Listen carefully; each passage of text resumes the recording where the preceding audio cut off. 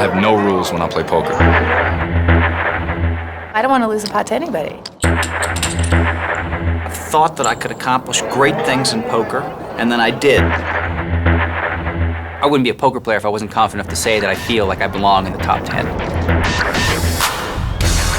They are the best of the best, and they have come to Las Vegas to prove it. But this time the field is not 2,600, it's 10, an elite 10, doing battle at one poker table, the ultimate table. The level of skill you're going to see at this poker game is like nothing you've seen up to this point. It's the best players in the world. 10 distinct styles. There's no strangers on this table. All of us are going to consider what we know about the other players and how we can best take advantage of that. It's going to take more than just being able to play cards to beat these guys. Each player with impeccable credentials, each hoping to become the champion of champions. I think it's a fantastic opportunity. I really want to prove that I'm as good as these guys. This is for the real thing. The top 9 ranked players in the world and the reigning world champion. To win this thing would just be like, wow. 10 players, one table, $2 million, winner take all. Welcome to the Rio Hotel and Casino for the World Series of Poker Tournament of Champions. 10 of the greatest poker players on the planet have assembled for a winner-take-all shot at $2 million. The table is as good as it gets. In the one seat, the $5 million man, Fossil Man, Greg Raymer. Moving around the table, the dangerous Phil Ivey. All-round champion, Daniel Negreanu. Cash game specialist, Chip Reese. The leading lady of poker, Annie Duke. The feared Johnny Chan. Venerable T.J. Cloutier. Always volatile Phil Hellmuth. The legendary Doyle Brunson. And rounding out the table is the Professor, Howard Lederer.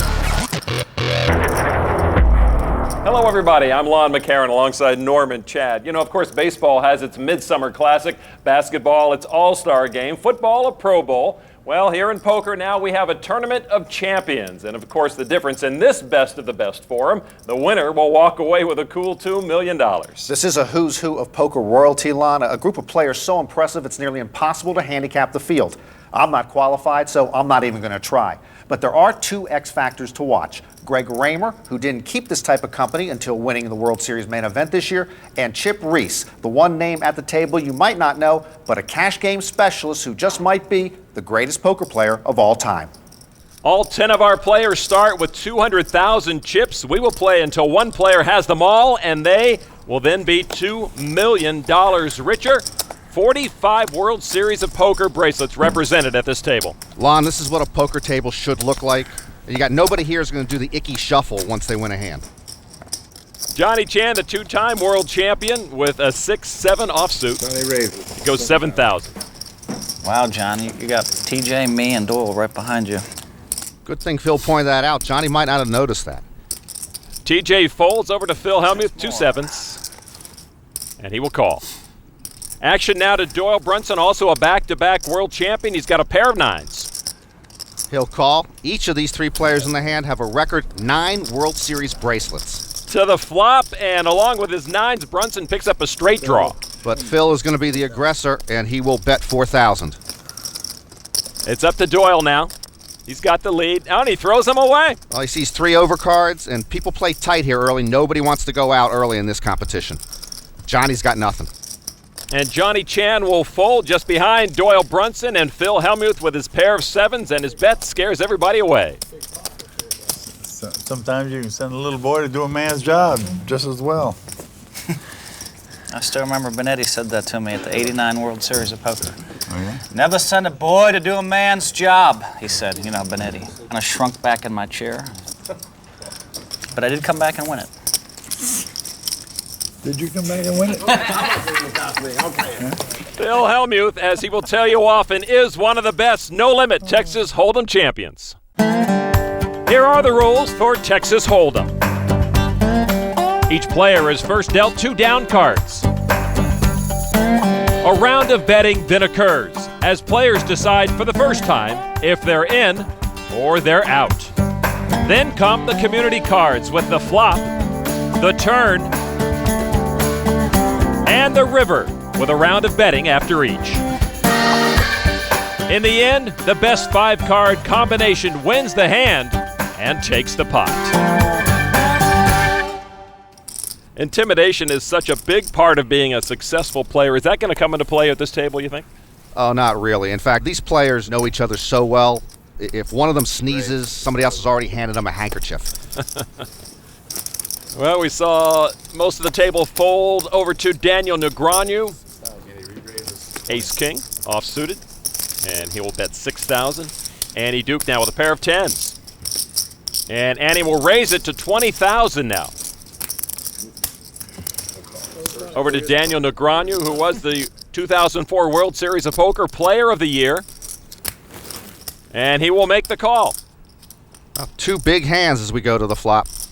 And the flop comes 5, King 8, a pair of kings for Daniel. And Annie will come out with 30,000. Daniel used to play poker 40 hours a week as a teenager. It was a lot easier then. I don't want to be the first one out. Players are cautious early here. But what the heck? He will call. Negreanu in a firm command of this hand going to the turn. It's a queen of hearts. No help for Annie Duke. Annie checks and Daniel will check. And to the river we go. It's a 9 of spades. And you see the check mark next to Daniel's name. He has the best hand. He'll only lose if he folds. And Annie Duke has checked. And Daniel will push with 50,000 chips. Well, Annie started with the 10s, she ends with the 10s, and she gives it up correctly. The first bluff in the Tournament of Champions, right? First bluff. So Annie loses about a quarter of her stack and puts her in a deep hole against this heavy-hitting table, a table where anyone can win. If I had to pick one player out of the whole thing, I'd like to see the guy that answers that question. I would predict that I'd have the best chance to win it. Well, I'd certainly like to see Annie win. My brother. And I'm not just saying that because he's my brother. I believe I'm going to win it. Greg Raymer is the world champion! All I know about Greg is what I've seen on TV. I think it will work to his advantage because I've got no idea what kind of player he is. My personal favorite to win the tournament is probably Daniel Negreanu. He's a fierce competitor. He's tough to play against. I'd say Daniel or Johnny Chan. I'm not sure that there's anybody in the world that's better at reading other people than Johnny Chan is. He sees everything. Good boys. Hands over now. He is going to be a problem. Ivey's on form. I think Phil has more raw talent than anybody out there today. I'm just scared of Phil Ivey, man. Chip is a force to be reckoned with. He's very smooth. I like the way Chip plays. Whenever he put his money in the pot, normally he's got it. Nobody sitting at the table is not capable of winning. It's going to be a very interesting table to play. The strength of this table can't be overstated. We've got 3 Hall of Famers. Doyle Brunson, Johnny Chan, and Chip Reese, and all 3 probably better cash game players than they are tournament players. Action over to Howard Lederer, also known as Bub. Wow, what a surprise. We should all bet on when Howard finally actually enters a pot. Howard's sister Annie Duke, razzing bro. I'm not sure he took too kindly to it. To Daniel Negreanu with 7-4 suited in spades, and he will bet 6,000 to Chip Reese. Couple of spades also with a king 10. Chip calls. Daniel won his first World Series bracelet at age 23. See how gracefully you play this hand. And Chip started playing in Las Vegas at age 23. Both were very good very early. And we've got a lot of spades going. Negreanu also has a pair of 4s, both with a flush draw. Reese has the better flush draw, though. Daniel bet 8,000, and Chip Reese called. The turn is a 3. Now Daniel Negreanu has a straight draw, and he checks. And Chip Reese will check as well. To the river now. Both make a flush, but Reese with a nut flush. Yeah, they both make the best possible card for their hands. That's Daniel checking over to Chip Reese. Daniel probably trying to set a trap. But Chip Reese, making a small bet of only $15,000, has set his own trap. Now Daniel, with that 30,000 chip raise, thinks his trap is working when in fact he is the one trapped. I almost just called. And a 60,000 chip raise from Reese tells Daniel he may have been outmaneuvered. Oh, I should have just called. They both were setting each other up, but Chip had the better cards for the better trap. Sorry, guys. If I would have just called, this would have been a lot easier. Got greedy. Daniel always with his heart on his sleeve when he's heads up. 15 on the river. He often will talk out his thinking process when he's heads up, whether he wants to call or not, what type of hand his opponent might have. I am confused. I gotta see this one. He's gonna pay to see what Chip Reese has. I made one too. I had a pair and a flush draw. Everybody says Chip Reese is one of the best in the world. He's showing it here. The World Series of Poker Tournament of Champions is proudly brought to you by Harrah's Entertainment.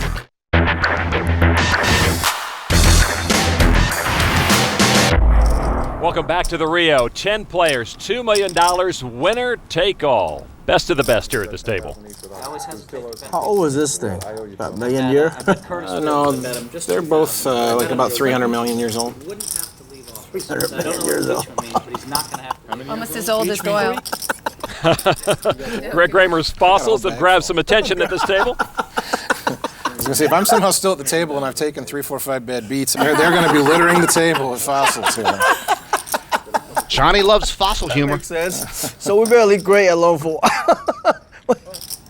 Greg uses those fossils as a card protector. It worked well at the main event.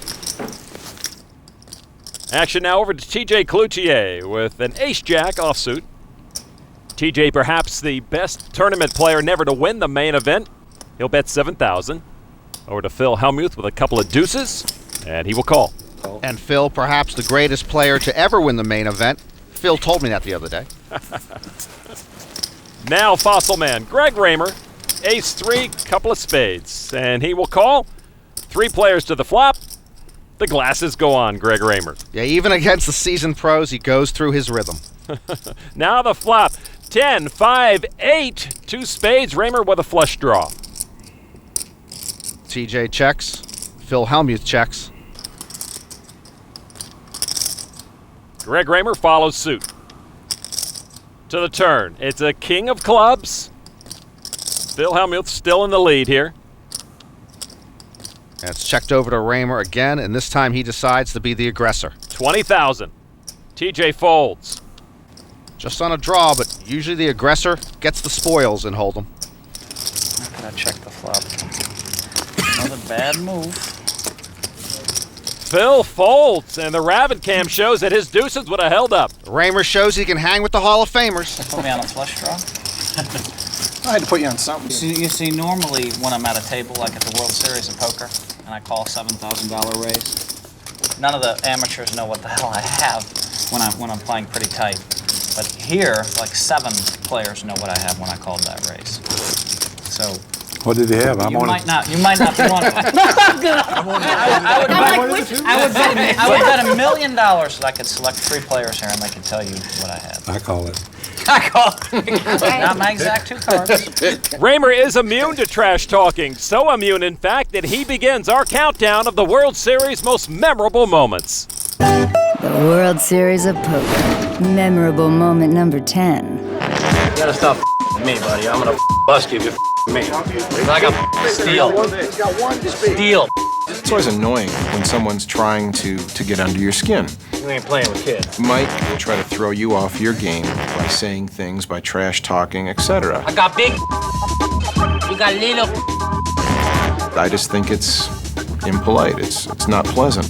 What kind of chump does this guy think I am that he can spout this and bother me? Does he really think I'm that stupid? Usually if you fight back, you just end up looking like as big an idiot as they are. All in. There's no doubt that it was going to feel a little better to win a big pot from Mike than it was from anyone else in particular. Told you I was gonna bust you. You came after me, didn't I? Call. Don't let me be wrong, God. No diamond, baby. I knew I had him. Don't let me get unlucky! One time! No diamond, baby. No! I was very happy to make my flush and decimate Mike Mattisau's stack. Thank you for busting me, man. There were other critical pots that I won, but that was the pot of the tournament. I love a good countdown, Norm. I can't wait for the other 9. Maybe the rest of them will involve Mike Mattisau taunting other players who win the World Series of Poker. Back to action now at this Tournament of Champions. Daniel Negreanu with ace-8 suited in diamonds. Over to Chip Reese, ace-queen unsuited. Daniel bet 4,000. Chip raises to 20. Chip raises sometimes $500,000 of real money in the biggest cash game in the world he's been playing in for 30 years. Without a blink of an eye, he does that too. Daniel calls, and these two will tangle again. So Daniel and Chip Reese with Reese in the lead. 2, 10, 4 on the flop. Reese still leads. Chip wrote a chapter in Doyle Brunson's Super System book a generation ago, and now Daniel has written a chapter in Doyle's new Super System 2. That's sure to be the New Testament in the Bible of poker. Both check to the turn. It's a king of clubs. Reese now with a straight draw. Reese has a gut shot. He can make a straight with a jack. Both check to the river. Reese gets that gut shot straight with a jack on the river. It's good to be good, and it's better to be lucky. Daniel Negreanu now will bet 28,000. Daniel's going to bluff at this pot. Nice thought at the wrong moment. 75. You had ace-queen. Gosh. Well, I was hoping you didn't have ace-queen, but I guess you do. Daniel knows he's beat and knows exactly what cards beat him. Daniel Negreanu folds. Chip Reese wins the pot. So cash game specialist Chip Reese is 2 for 2 against Daniel Negreanu today. Cash game or tournament, Reese is seldom short of chips. Chip, I think, is the consummate player. I think he's the best all-around player in the world. Chip Reese has probably won more money playing poker than any other player in history. He has poker smarts that are just scary. He doesn't have these emotional highs and lows. He's just right there. He's the rock, the stone, the man. My peers tell me I'm the best player in the world, and that means a lot to me because those are the people that I have to be with every day and play with every day. Reese may just be the best player in what's known as the big game, a 3 decades-long gathering with the highest cash stakes anywhere. The big game is the ultimate high in life. It really is. It's the best players in the world. We play against each other every day, and there's usually $1 million winner and $1 million loser every day. Chip plays in the highest limit games. He's a great tournament player. He just hasn't played a lot of tournaments, so you don't see him very much. Recently, all my friends were on television. My kids said, "Hey, Dad, how come you're supposed to be a good poker player? How come you're not on TV?" And I said, "Well, if you want to see me on TV, I'll start playing in a few tournaments again." And I can honestly tell you, playing in those tournaments every single day, it's a lot of work. And the guys that are doing that every day, hey, I take my hat off to them because it's not an easy thing to do.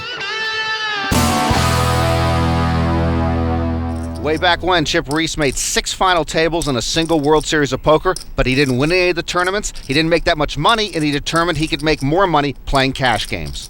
I'm glad his kids prompted him to come out of his hiatus of tournaments. Good to see him.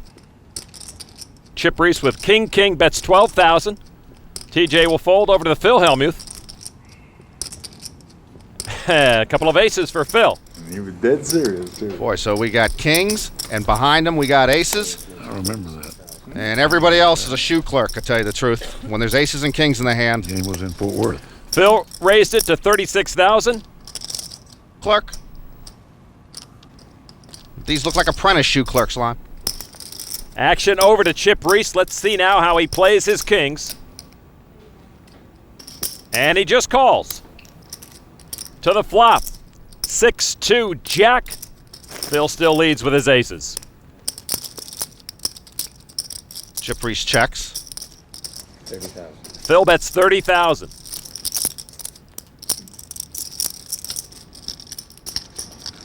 And Chip will call it. The stakes get higher. The turn card now, 8 of diamonds. No help for Chip Reese. It checks.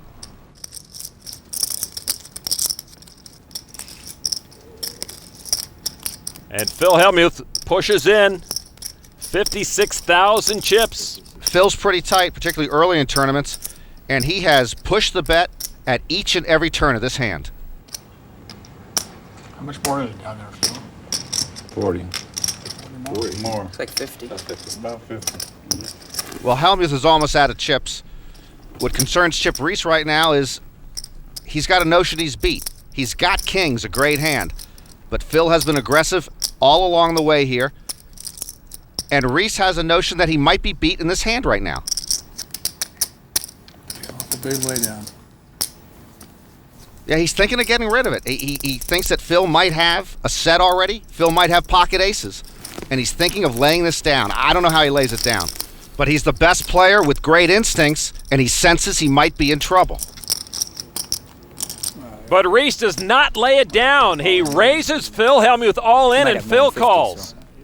And now Hellmuth shows his aces, and Reese sees he's in trouble. Yeah, Reese can knock out Hellmuth now with a king and king only on the river. One card to come. It's another ace, and Phil Hellmuth wins the hand. All right, Reese was the chip leader coming into this hand, and he's nowhere near the chip lead now. Reese lost almost 180,000 chips while Hellmuth doubles up.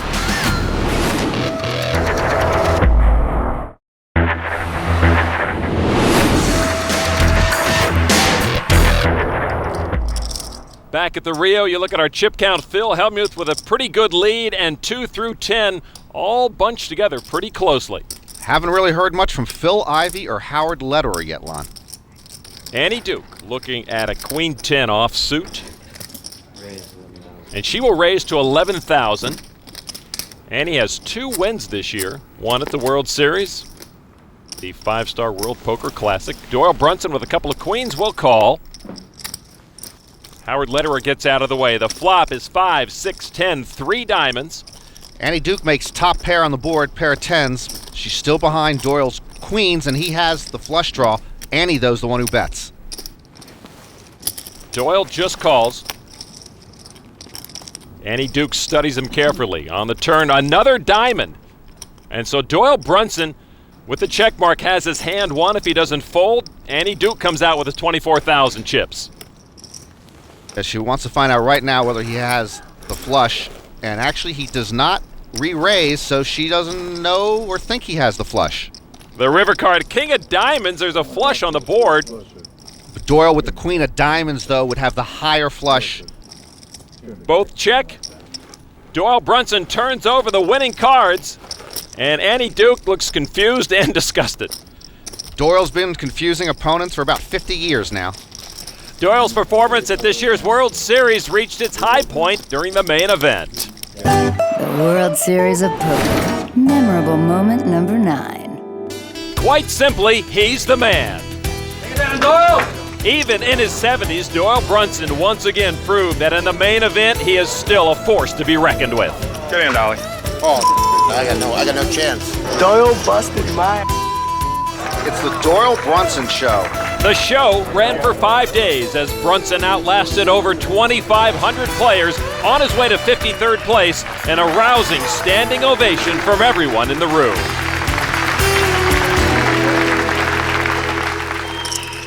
Jimmy the Greek was the first to call Brunson Texas Doyle, but reporters misheard the Greek once, thought he said Texas Dolly, and the name stuck. The blinds now at 3,000 and 6,000. Annie Duke with a couple of jacks comes out with 18,000 chips. Chand folds. TJ Cloutier gets out of the way over to Phil Hellmuth. TJ hasn't seen a thing today. Over to Phil Hellmuth. Crazy logic. Do you pose for the camera each time it comes to you? What is the decision? Every hand. I don't believe I've been that slow, Doyle. I don't believe I've been that slow, but if you say so, I'm going to respect you. Every hand you study. Hey, Phil Ivey, you're the Tournament of Champions. Get involved. I love him. He's not doing much today. Daniel Negreanu has a couple of 8s. The bet is 18,000 from Annie Duke, and Daniel will call. Pair of 7s, my top hand. So once again, Annie and Daniel meeting up. Last time they hooked up, Daniel took about a quarter of Annie's stack. 3 clubs, it's 2, 9, and 6 on the flop. Daniel is moving all in with about 125,000 chips. He likes his pair, plus he has the club draw. And he probably puts Annie on a couple of high cards. He doesn't think that she has the high pair she has. Daniel, is this a bad time to ask you for that autograph? Yes. Annie Duke will fold. Daniel Negreanu pushes Annie Duke out of the way. Trying to mess me up. Yeah, Fossil Man playfully asking for the autograph. It was an inappropriate time to do it because Daniel's in the middle of a hand and his opponent's trying to figure out a tell. Might have been close, but I think it was a good laydown, Annie. It was a weird hand. There were a lot of hands that you could be a favorite I'm 100% against sure me. I had the best hand, but you must have had a lot of outs. You could have, anyway. There were a lot of hands that could be a favorite against me, even if I had the best hand. That was the problem. Well, Annie was right to fear Daniel's hand. Daniel, though, said he was 100% sure he had the best hand. He was wrong. We continue now at this table of champions. Daniel Negreanu takes a short break. I assume he will fold. Over to Howard Lederer with an ace-king unsuited. Will he play? Boy, someone must have tapped him on the shoulder, but ace-king will get you into the hand. 18,000 chips from Howard. Phil Ivey folds for himself and for the vacationing Daniel Negreanu. I'll raise it. To Chip Reese with a couple of jacks. Will raise all in. 94,000 chips. Action over to Johnny Chan. Last player to win back-to-back world championships. He's got 2 queens in the pocket. Bad news for Chip Reese. And Johnny Chan will call. Lucky orange and all. I made this decision pretty easy. Well, with the ace-king, Howard gets out of the way. As usual, he is correct. So we'll have Reese and Chan going to the flop. With Johnny Chan, a big favorite, 9, ace, 7. Howard would have had the 2 aces. Chip Reese running into terrible luck. First he had kings and ran into Hellmuth's aces. Now with jacks, he runs into Chan's queens. The 4 of clubs does not help Chip Reese. And Chip Reese now facing elimination. He will be the first one going home if he does not get a jack on the river. And the river card is a 2. Johnny Chan wins the hand. Chip Reese is the first player eliminated from this tournament of champions. Howard would have won the hand with a pair of aces. Johnny Chan ended up winning it. And right now, Chip Reese is down with Norm. Most people in this room consider you the best player in the world. But when you sit down in a tournament with these people, it is the luck of the draw. Well, it is, but they're all very good players. I mean, you know, to say who's the best player on a given day, or it takes a lot of time to say who the best player is. It shows up over time. And I wasn't the best player today. That's what mattered. Would you score one for the tournament players today against a cash specialist like yourself? Well, we'll see who winds up with the money. All right, thanks a lot, Chip. Hey, thank you. 1 champion down, 9 remain. They're playing for $2 million, winner take all, in the World Series of Poker Tournament of Champions. $2 million, winner take all, up for grabs in this World Series of Poker Tournament of Champions. 9 players remain. Annie Duke is a great champion of the theory that women are on equal footing with men in the game of poker. Law and I have worked with women, slept with them. Heck, I've even married them. No reason women can't play poker as well as men. Especially when they get queens. Geez, she's all in. Annie Duke down to her last 48,000 chips. All in with a pair of queens over to Johnny Chan, 2 8s. And Johnny will call Annie's all in. Annie's been short stacked most of the day. In good shape here with a pair of queens. Around the corner now. Folding over to Howard Lederer. And he gives it up. So Annie Duke and Johnny Chan to the flop. Annie in control. I got a queen 8. Really? Something like that. I know I had something in there. You had 10-9. I had 10-9. You're right. I had 10-9. I had queen 8 last time. This guy looks in the corner. I knew you couldn't trust Doyle. He's stealing a peek at his neighbor's cards. All right, here comes the flop. It is 9, king, jack. Annie got a straight draw along with her queens. Yeah, her queens puts her in command of this hand. She needs to avoid an 8. It's a 5 on the turn. And Johnny Chan can knock out Annie now with an 8 and an 8 only. To the river card, another 5, and Annie Duke down to her last 48,000 chips, doubles up on Johnny Chan and takes that hand. How do you know I had the 10-9? I saw it. The look of a well-heeled cat burglar. You just had enough for me to call you. You got 60, I'll probably fold it. That's what I figured. That's why I moved in. If I had more, I would have just raised and hoped someone came after me. Well, Annie's happy she got some of her chips back. She's got a long road ahead if she hopes to survive, but she's prepared. Hey, did you see my tattoo? I I think that most people would think, oh, you're playing poker, you're sitting in a chair, how hard could it be, nice job. I don't think they realize how physically tiring it is.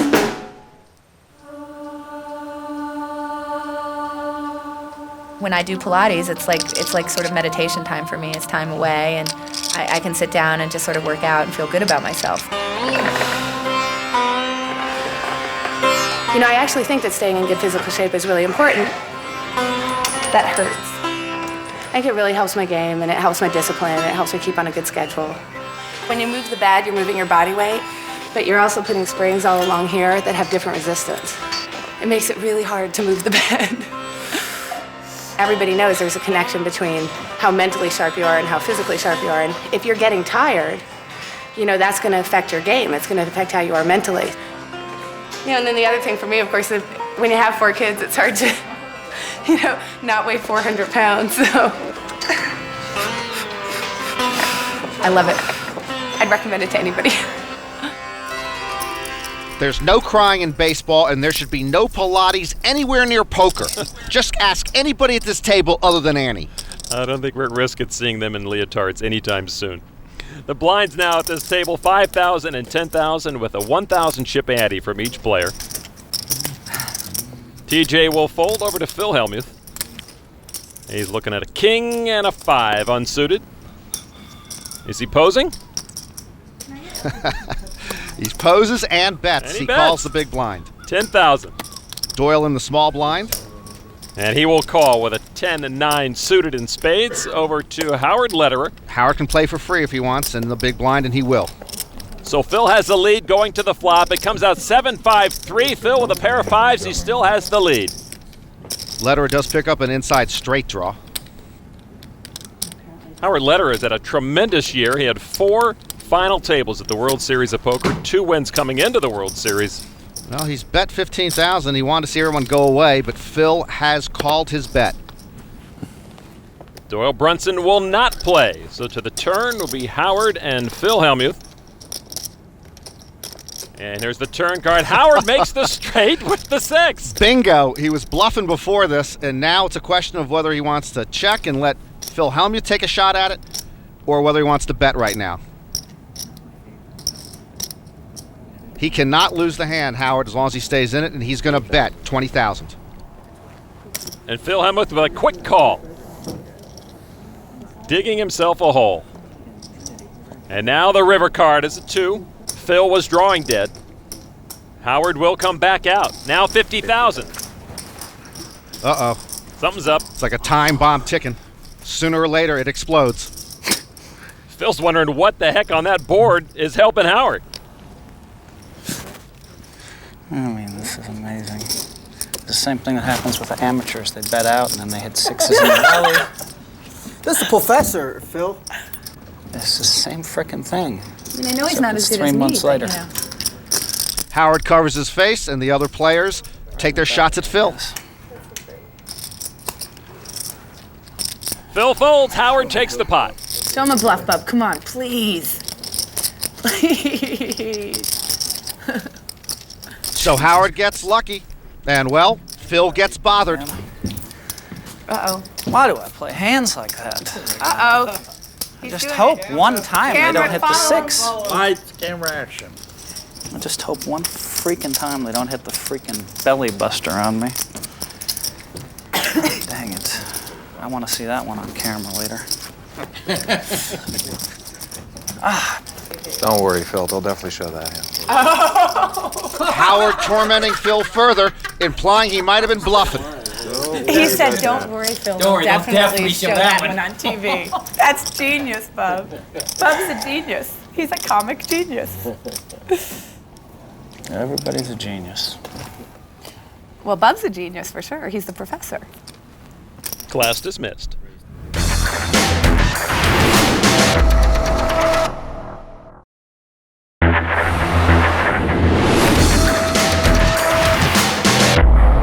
Welcome back to the Rio Hotel and Casino for the World Series of Poker Tournament of Champions as we watch this murderer's row of poker players playing for $2 million. Johnny Chan with a couple of 9s in the hole, and he will bet 25,000 chips. TJ's been mumbling most of the day. He's last in chips. He's got no cards. No mumbling from Phil Hellmuth. Got 2 queens.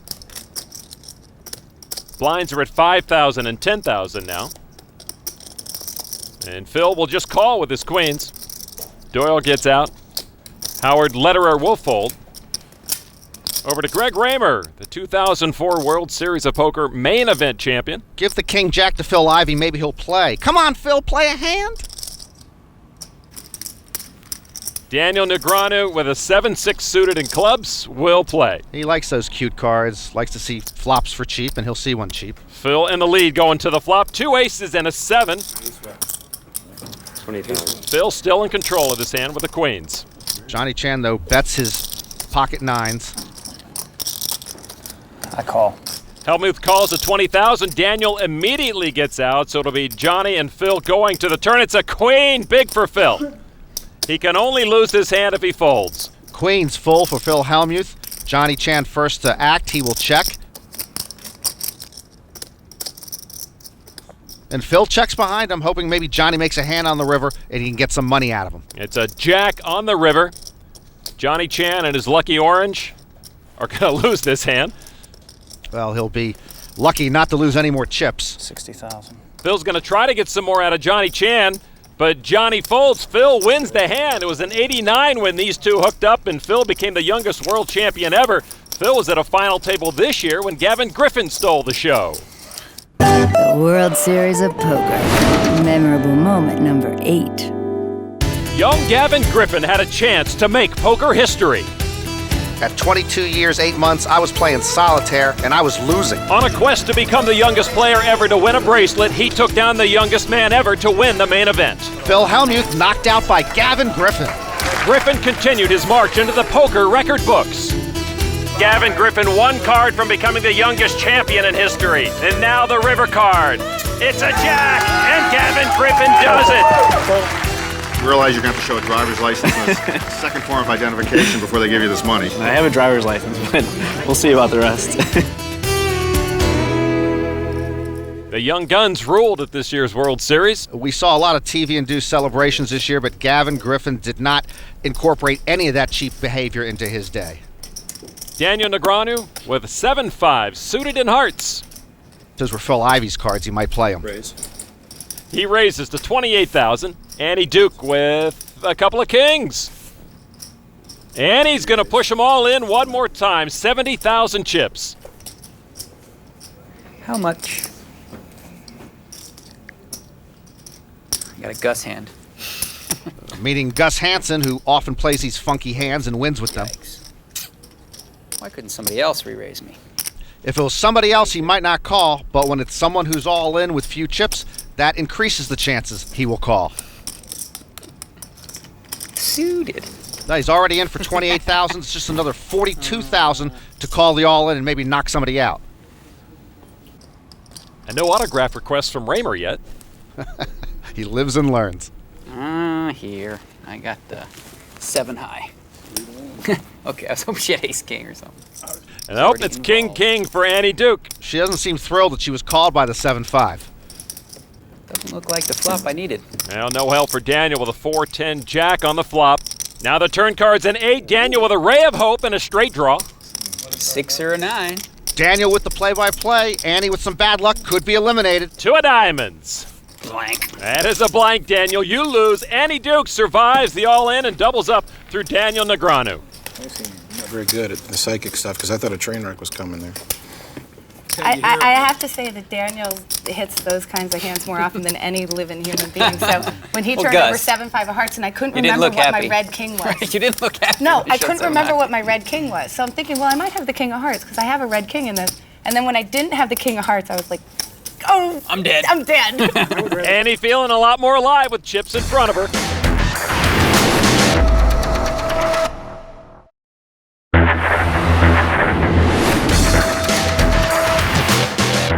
Back at the Rio, 9 players still remain in this World Series of Poker Tournament of Champions. Greg Raymer just won $5 million, and last night he was playing 2-4 Hold'em with his wife at a neighboring card room.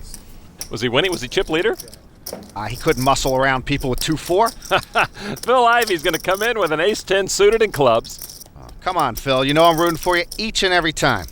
Phil has 4 World Series bracelets, 3 of them won in a single year, 2002. Over to Phil Hellmuth. The other Phil. King 4, suited in hearts. Get out. What do you have left, Phil?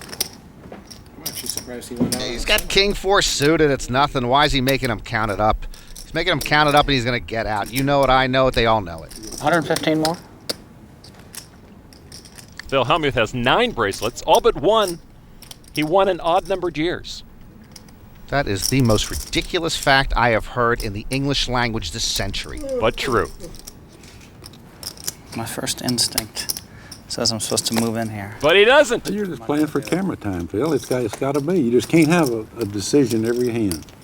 You're just too good of a player to have a tough decision every hand. It's just impossible. Maybe he's not as good as you think he is, though. Yeah, he's as good as I think he is.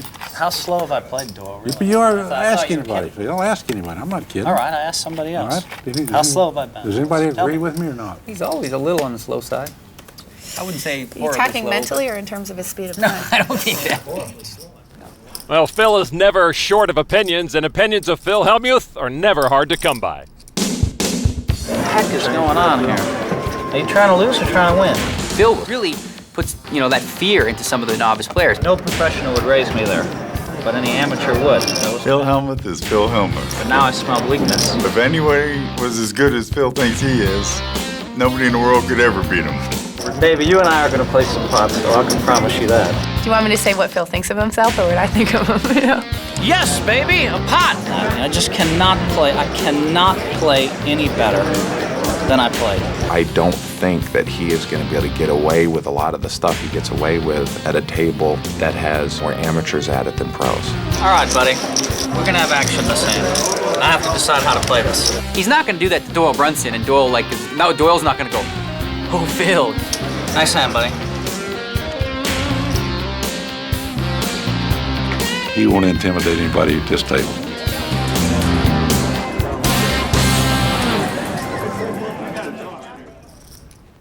Phil Hellmuth is a one-man brat pack, Lon. They love picking on him. The blinds at this table now 6,000 and 12,000. Daniel Negreanu will not play. Annie Duke folds, so does Johnny Chan. Now over to TJ Cloutier in the hole. He's got an ace-6. That ace is a welcome sight. He's not gotten a lot of cards today. He'll bet 50,000. Want you to notice something, Lon? Doyle Brunson's wearing the white hat. Phil Hellmuth's wearing the black hat. And they both fold. As will Professor Howard Lederer. Over to Greg Raymer. Clubs. He's checking the short stack of TJ Cloutier. And Raymer raises enough to put TJ all in. Re-raise. I finally found an ace I'm playing. I don't blame TJ. He hasn't seen anything today. Another 39,000, and he'll take his chances with a raw ace-6. I had a 6. Steve, thanks. I needed to hear that, Phil. I'm sorry, D. Well, one of his chances is gone. There's the flop. It's king 7 ace. He's in much better shape to stay alive. Remember, TJ's all in. He takes the lead with the aces. And the turn card now is another 5. Raymer wins the hand with a set of 5s, eliminates TJ Cloutier. All right, guys. Good luck, everybody. TJ, we hardly knew ye. He'll join Chip Reese on the craps table. Greg Raymer won a spectacular main event this year. In 2005, it's going to get even better with a change in venue. We're going to the Rio. The World Series here at the Rio, I'm looking forward to it. The World Series of Poker on the Strip, awesome. Oh, I think it's going to be fabulous. This is one of my favorite hotels. It's really classy. The number of players is going to be ridiculous. I mean, it's going to be like a sea of people. I think next year it's going to be probably about 3,500 players. 5,000 players. 6,000 players. 10,000. Like last year, my first table, I didn't recognize anybody. I think next year, I'm not going to recognize anybody in, my room. All that I'll say is that it's going to be very difficult for you to ever see a pro win that event again. I think people's finding out what I've known for 50 years, that poker's the greatest game on earth. This is the greatest tournament in the world! 8 players remain. 2 of the greatest in the game have already been eliminated. The rest have their eyes on the prize. $2 million with nothing for second? Talk about pressure. And this is the first time that they ever did anything like this for poker. It means a lot. The $2 million, I'm ready to go. It's just a burning ambition to make money. When I play these things, I try not to think about how much money is at stake. Well, what's going to happen is just going to happen. Every player is capable of winning. I'm really excited to get the opportunity to play for this kind of money. There is the $2 million winner-take-all first prize. Action just now getting back underway. Welcome back, everybody. Lon McCarron along with Norman Chad. Well, what began as a who's who of poker has been whittled down to a who's left. Well, who's left, of course, still some of the biggest names in the game, and we've got some very intriguing matchups. Norm? Well, Phil Hellmuth against anyone would be an intriguing matchup, Lon, so as long as he's around, I'm not going anywhere. Heck, Hellmuth against a fire hydrant would be good TV. And we have a sibling rivalry, which is quite compelling. Howard Lederer and Annie Duke have a great brother-sister bond, and Howard taught Annie how to play poker. But with $2 million on the line, polite family consideration will give way to killer poker instinct. Neither one will hesitate to knock out the other. Annie Duke is the short stack of this table. Her brother Howard is third. Johnny Chan is second. And the main event winner, Greg Raymer, is the surprising chip leader. Did you have a regular job before you got into poker, Howard? My last real job, where they paid me minimum wage, was Kentucky Fried Chicken. I mean, I could easily see you, being, having an MBA and doing that kind of thing. Yeah, that's my bum. I could see you doing that pretty well. Not that I know that you'd, not that I'm saying you would want to do it, but. You should have been an actuary. Doyle knows of what he speaks. His only regular job was right out of college, selling bookkeeping equipment that lasted 2 weeks. Figured out he could make a lot more playing poker. Phil Ivey with an ace-9 unsuited. And he figured out very early also he could make a lot more playing poker. He has become one of the most ferocious and feared cash game players anywhere. Over to Annie Duke with an ace-7 offsuit. She will give it up. Annie unable to get anything going during this tournament. She has been on the short stack much of the time. Howard Lederer with a couple of kings. I'm all in. He is going to make a big move here. Now to Greg Raymer looking at king-queen offsuit. Those are good-looking cards, Lon. Fossil Man, though, would have to put in more than half his chips. He looks over to the right, and he sees the professor. And over to the left, that's Phil Ivey. He's caught between a rock and a hard place, and he doesn't want to gamble here. And now Phil Ivey, with his ace-9, that kind of shrinks. That would be almost all of his chips, and he's going to go. And so Howard Lederer, who has not played many hands to this point, king-king got him involved, and he neutralized Phil Ivey. And Howard Lederer adds to his growing chip stack. Phil Ivey is considered to be very dangerous at the poker table, and as we've seen, the same could be said when he's on the golf course. Phil, where's that? Straight? In the woods, in the rocks. Howard dragged me out there to play. He said, you gotta come and play. I said, man, I don't really want to play. I said, I can't even hit the ball. It was the second time I ever picked up a club, and I had a good time. I mean, you keep doing this to me every time. Whoa, you curved around. I did not curve around. Well, he was 1 in the rocks, then he was 3 in the bush, then he was 5 in the bunker, then he was 6 in the rough, then he was 7 in the bunker, then he was 8 out of the bunker. Now he's 9 on the green. It's pretty sweet. I'm the worst. The problem was I had the the problem was I couldn't play.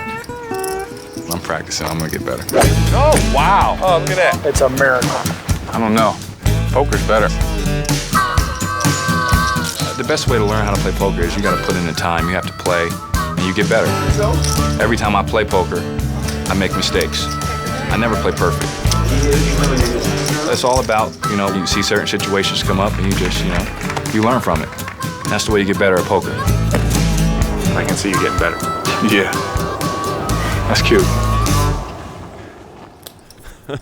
Well, I hope Phil uses some of his cash game earnings to get himself a nice golf pro, get himself some good golf lessons. You should take those cash game earnings and go straight to the 19th hole, it seems to me. Daniel Negreanu with a 7-6 suited in diamonds. He will call the big blind of 12,000 chips. Blinds at 6 and 12,000. A 2,000 chip ante from each player. Action over to Howard Lederer. King Jack of clubs. Howard not with much early in this tournament champions, but he's getting active as of late. Greg Raymer, the 2004 World Series of Poker main event champion, will call also with the Jack-5. He's calling from the small blind, so he got a discount to come into the hand, and now Phil Ivey can check the big blind and play the hand for free.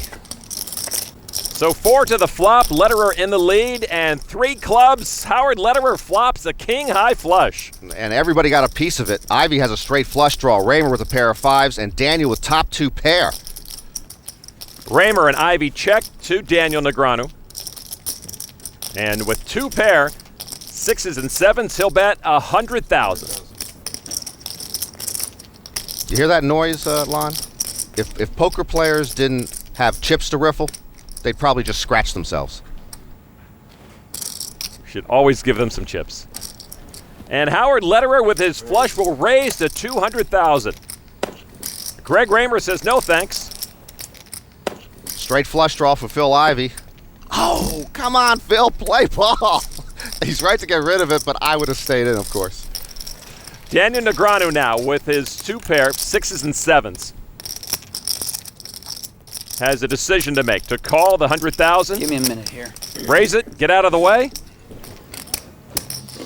I'm sure he'll tell us what he's thinking. Well, he knows Howard Lederer pretty well, as he knows most of his players at the table pretty well. And he's going through his memory bank as to what it's likely that Howard is betting right now. You have a set that could be really bad for me. A set indeed makes him a big underdog. He doesn't want Howard to have a flush. He doesn't want Howard to have a straight. Howard, though, might just have a couple of high cards. He might have an overpair.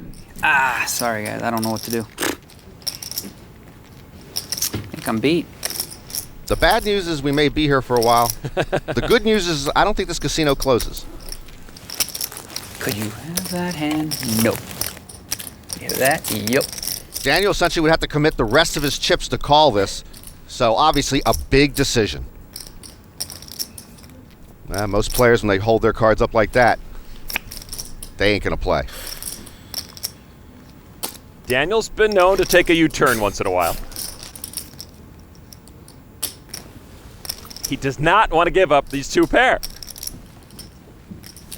But he does, and rightly so. Yeah, good read by Daniel as usual. Negreanu took the brunt of that blow. Lederer in perfect position with the flush to take almost half of Daniel's chips. Either going to look really, really bad or really, really good. You're a genius or a donkey, huh? Yeah. Daniel Negreanu has rarely played the role of a donkey, and he lives here to play another hand.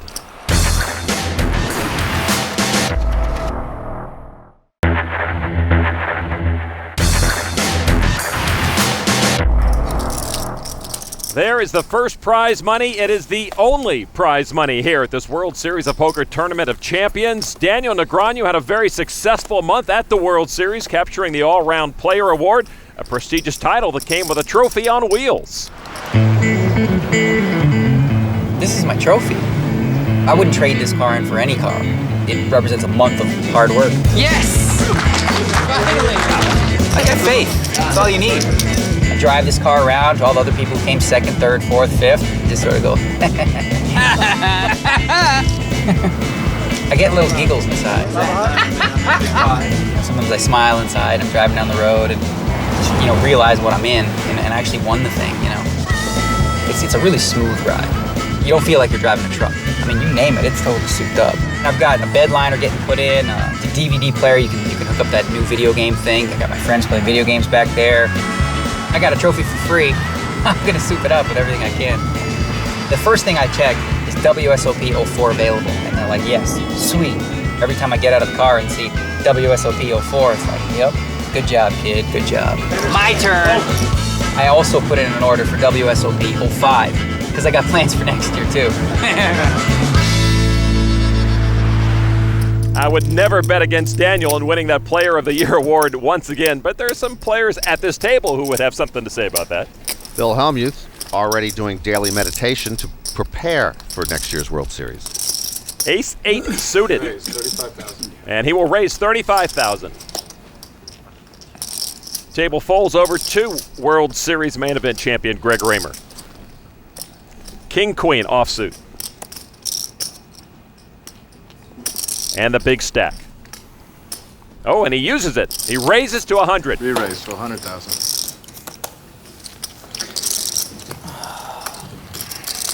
That doesn't sit well with Phil. Geez, Phil, it's only a raise, not a subpoena. Well, Phil's got the better hand. I mean, can this really be happening? But Fossil Man's made the bigger bet. I'm playing the exact style I want. Every time I pick up a little ace-jack suited, someone's over the top. What a joke. Lon, doesn't a jack have a picture of someone on the What card? I was wondering. What the hell are you gonna do, man? I mean, just take your dry spell. Take your dry spell like a man, Phil. Well, wouldn't a man take his dry spell maybe in a less theatrical manner? What is going on here? Greg Raymer doing exactly what he did in the main event with his big stack, using it to push out the smaller stacks. With everything he brings to the table, nobody pushes Doyle Brunson around. He's got a king-queen. Come on. And he will commit the rest of his chips with those two cards.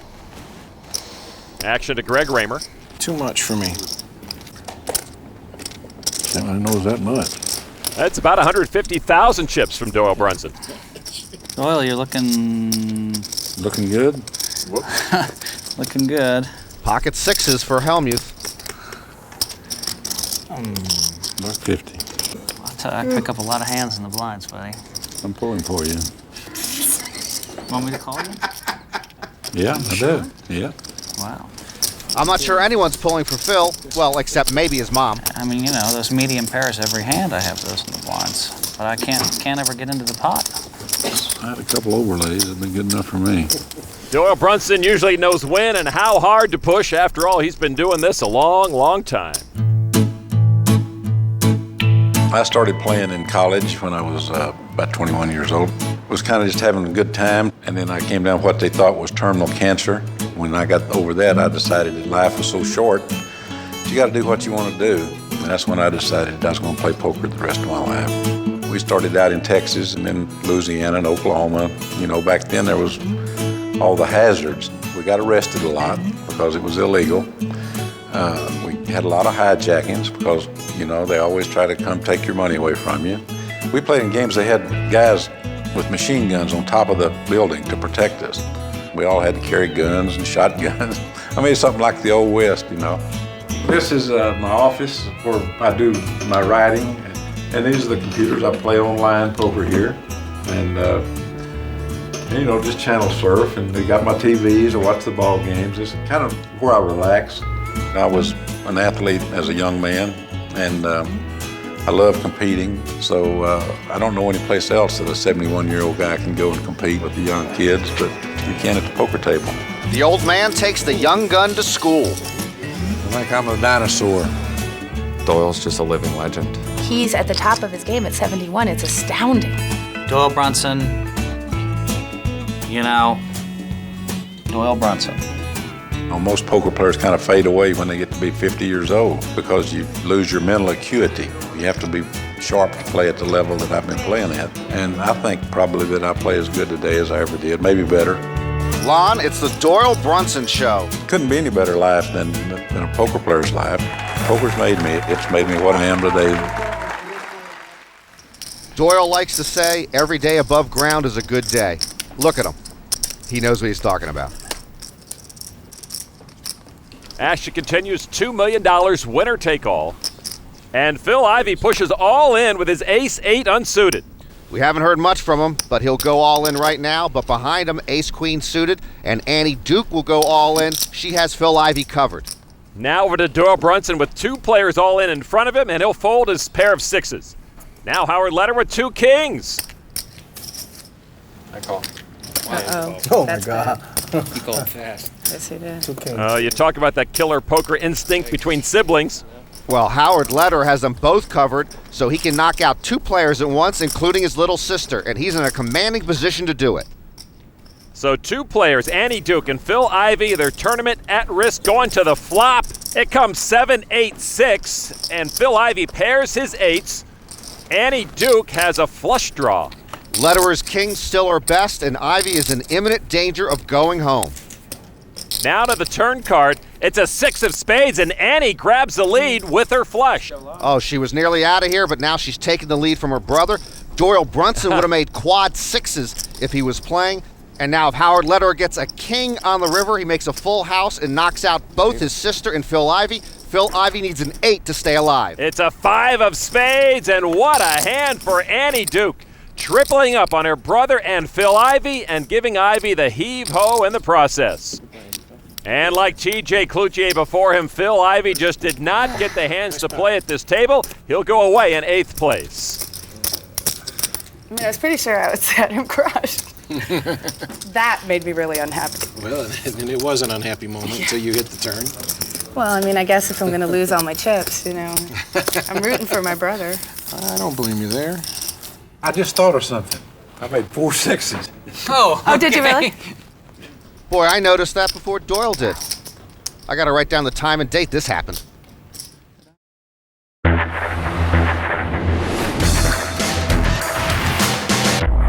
There's a $2 million first prize. Greg Raymer currently is our chip leader. Annie Duke, who has been on the verge of elimination a few times today, sits nicely in the middle of the pack.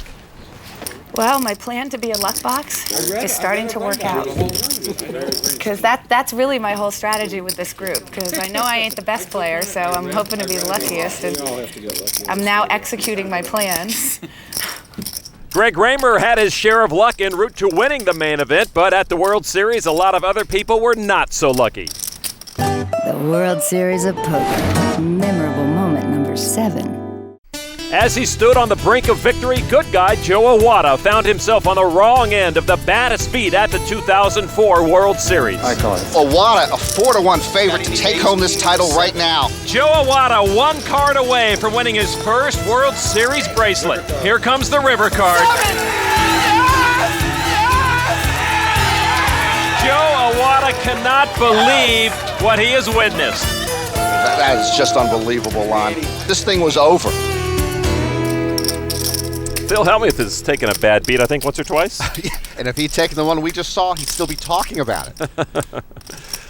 Daniel Negreanu, 30 years old, lives in Las Vegas, born in Toronto, Canada. Couple of 5s.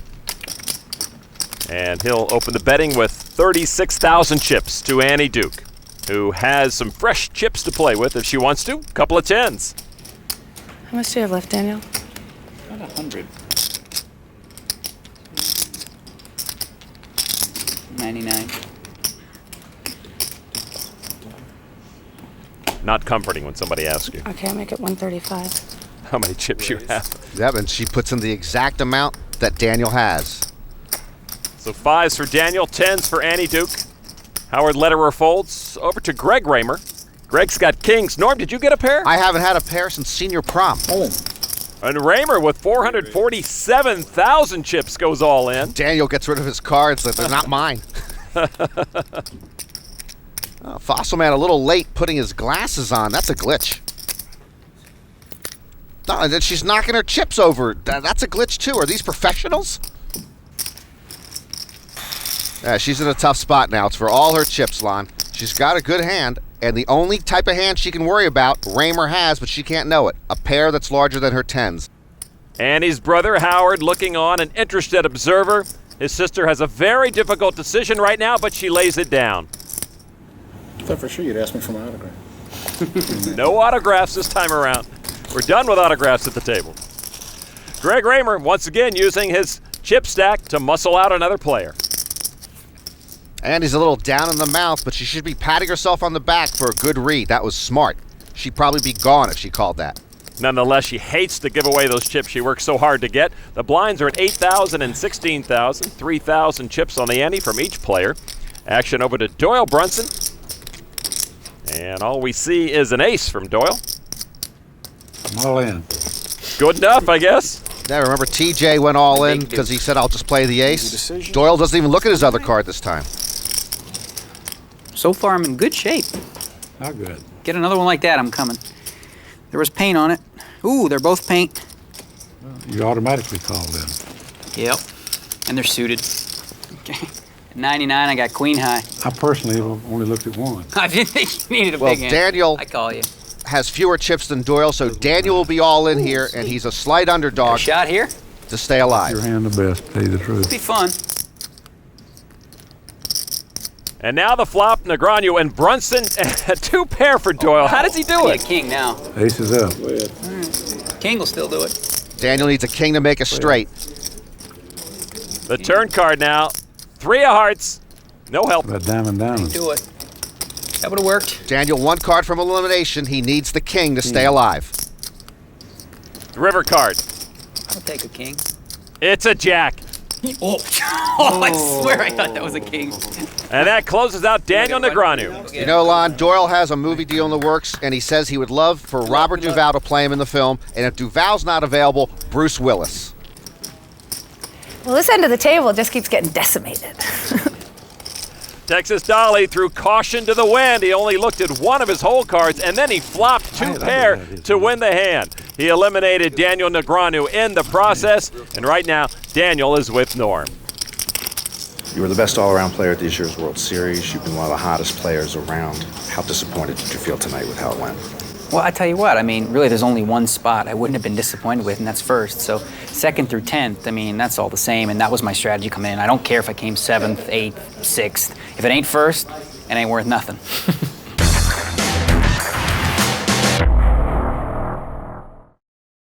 The World Series of Poker. Memorable moment number 6. You saw Scott Fishman snatch victory from the jaws of Joe Iwata. He went on to win that bracelet. Scott Fishman has defeated Joe. And in his very next tournament, he won another. An incredible back-to-back performance. Everything's been just a dream come true for me so far. I can't believe it. Back-to-back. Scott Fishman was knocked out of the main event by this man, Doyle Brunson.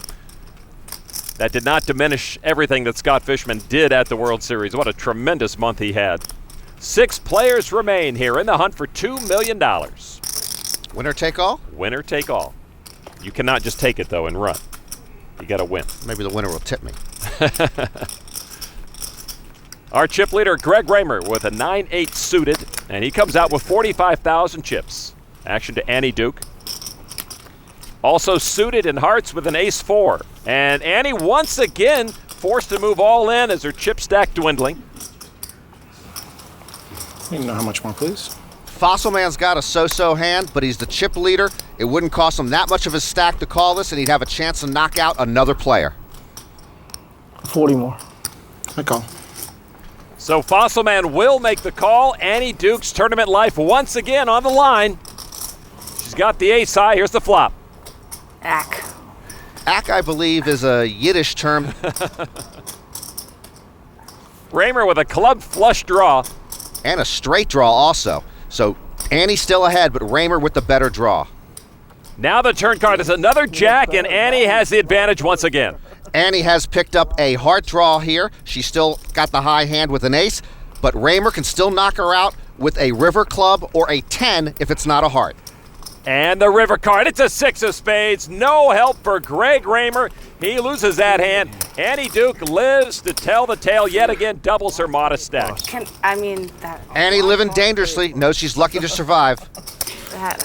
The flop was just, wow. Yeah, it doesn't matter what order they come in, right?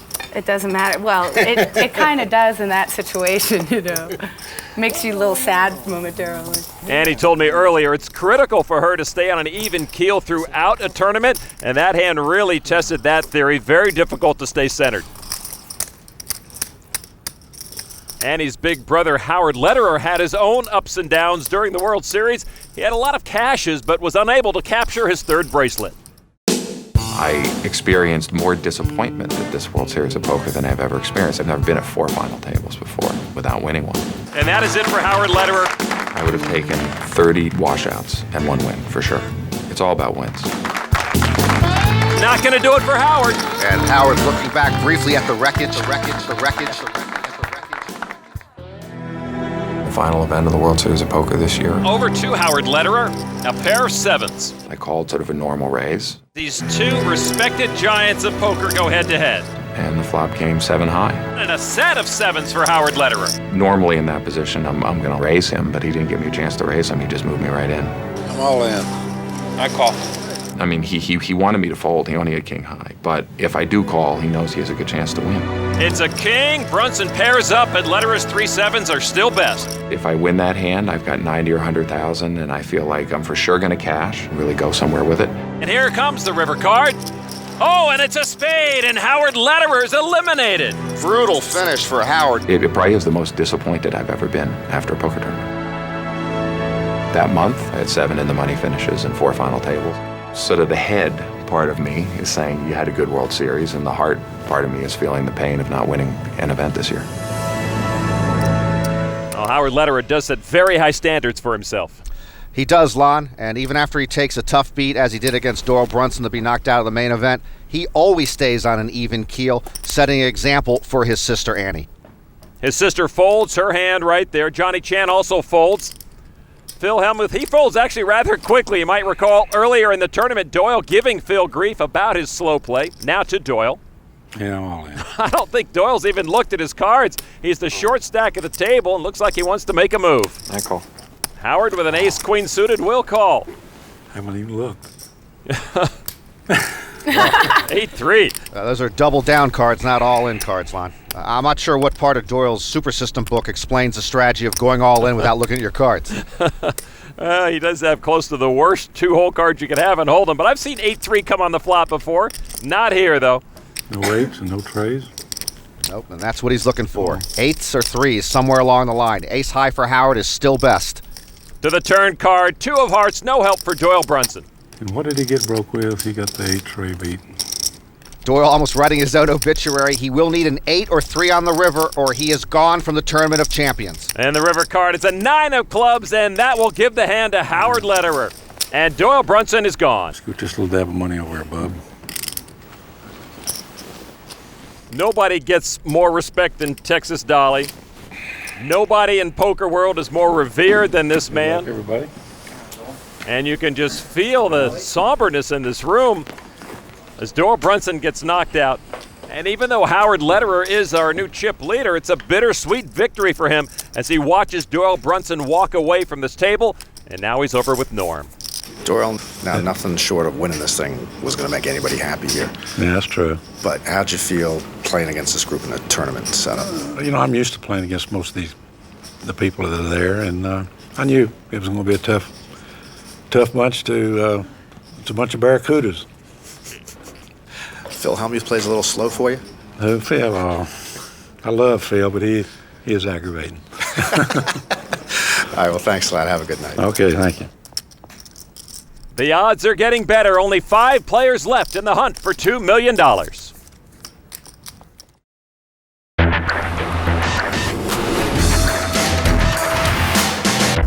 Welcome back to the Rio Hotel and Casino. Howard Lederer is our chip leader.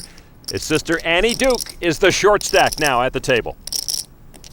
5 players remain after the exit of Doyle Brunson. 3 main event winners and the best brother-sister poker playing combination in the history of civilization. Johnny Chan with a pair of 6s. We have seen those 6s thrown away a couple of times today by Phil and Doyle. But Johnny wants to play him 50,000 chips. And now over to Phil Hellmuth with an ace and a queen, unsuited. And Phil mucks it. He plays a tighter style than most of the other players here. We saw him earlier get rid of ace-8 suited, heads up. We saw him get rid of pocket 6s, heads up, and now ace-queen. And now over to Howard Lederer, who has an ace-jack, which ranks certainly less than ace-queen, I think, that Phil threw away, and he looks like he's reaching for chips. It's a matter of how much at this point, it seems, with Howard Lederer. Johnny Chan is in the hand for 50,000 right now, and Howard's going to raise him to 165,000. And you see 2 different styles of play here. Hellmuth very close to the vest. Lederer has been playing very aggressively when he comes into a hand here in the tournament. And it's not a hard decision for Raymer and Duke to get out of the way. Now to Johnny Chan. I keep tired laying down those hands. How much you raising? 15. 15. Yeah, Johnny's felt some frustration. Like TJ Cloutier and Phil Ivey, not a lot of hands to play. Well, that could be dangerous, too. You've got to pick your spots. He's got a playable hand. All right, I'll go over there. Johnny's going to risk it all with his 2 6s. I call. You got a pair? No. I do. Dang it. I wish you would have come. I'm up ace queen. I wish you would have come. I wish you would have come. I wouldn't have played if you played. So how much more is that? Let me see. But he doesn't call me. He knows I have some. Shh, I'll beat you to the pot. What's the difference between you and Howard? Ace of spades, queen of diamonds. Let's see, 111. Okay. All right, that's actually it's my favorite pair, 6. And here comes the flop. 4, queen 2. God dang it. Phil kicking himself for mucking his queen. I play too good for myself here. I play too good for myself. I love this guy in my life. Turn is a king, and it gives Howard some decent outs. Lederer can knock Johnny Chan out now with an ace, jack, or a 10 on the river would give him a straight. It's a 9, too small to help Howard. Johnny wins the hand. Close. Close call. Yep, it's just tired, just playing over and playing over. Johnny could have been all out. Instead, he's now chip leader. That is like such a bad beat for me. It's like scary. Howard bemoaning the fact that if Phil had come in with his ace-queen, Howard wouldn't have played his ace-jack. Howard ends up losing half of his chips. So you could play that bad to cost me that much money. Deal me the ace-queen. We'll see what happens with my chips.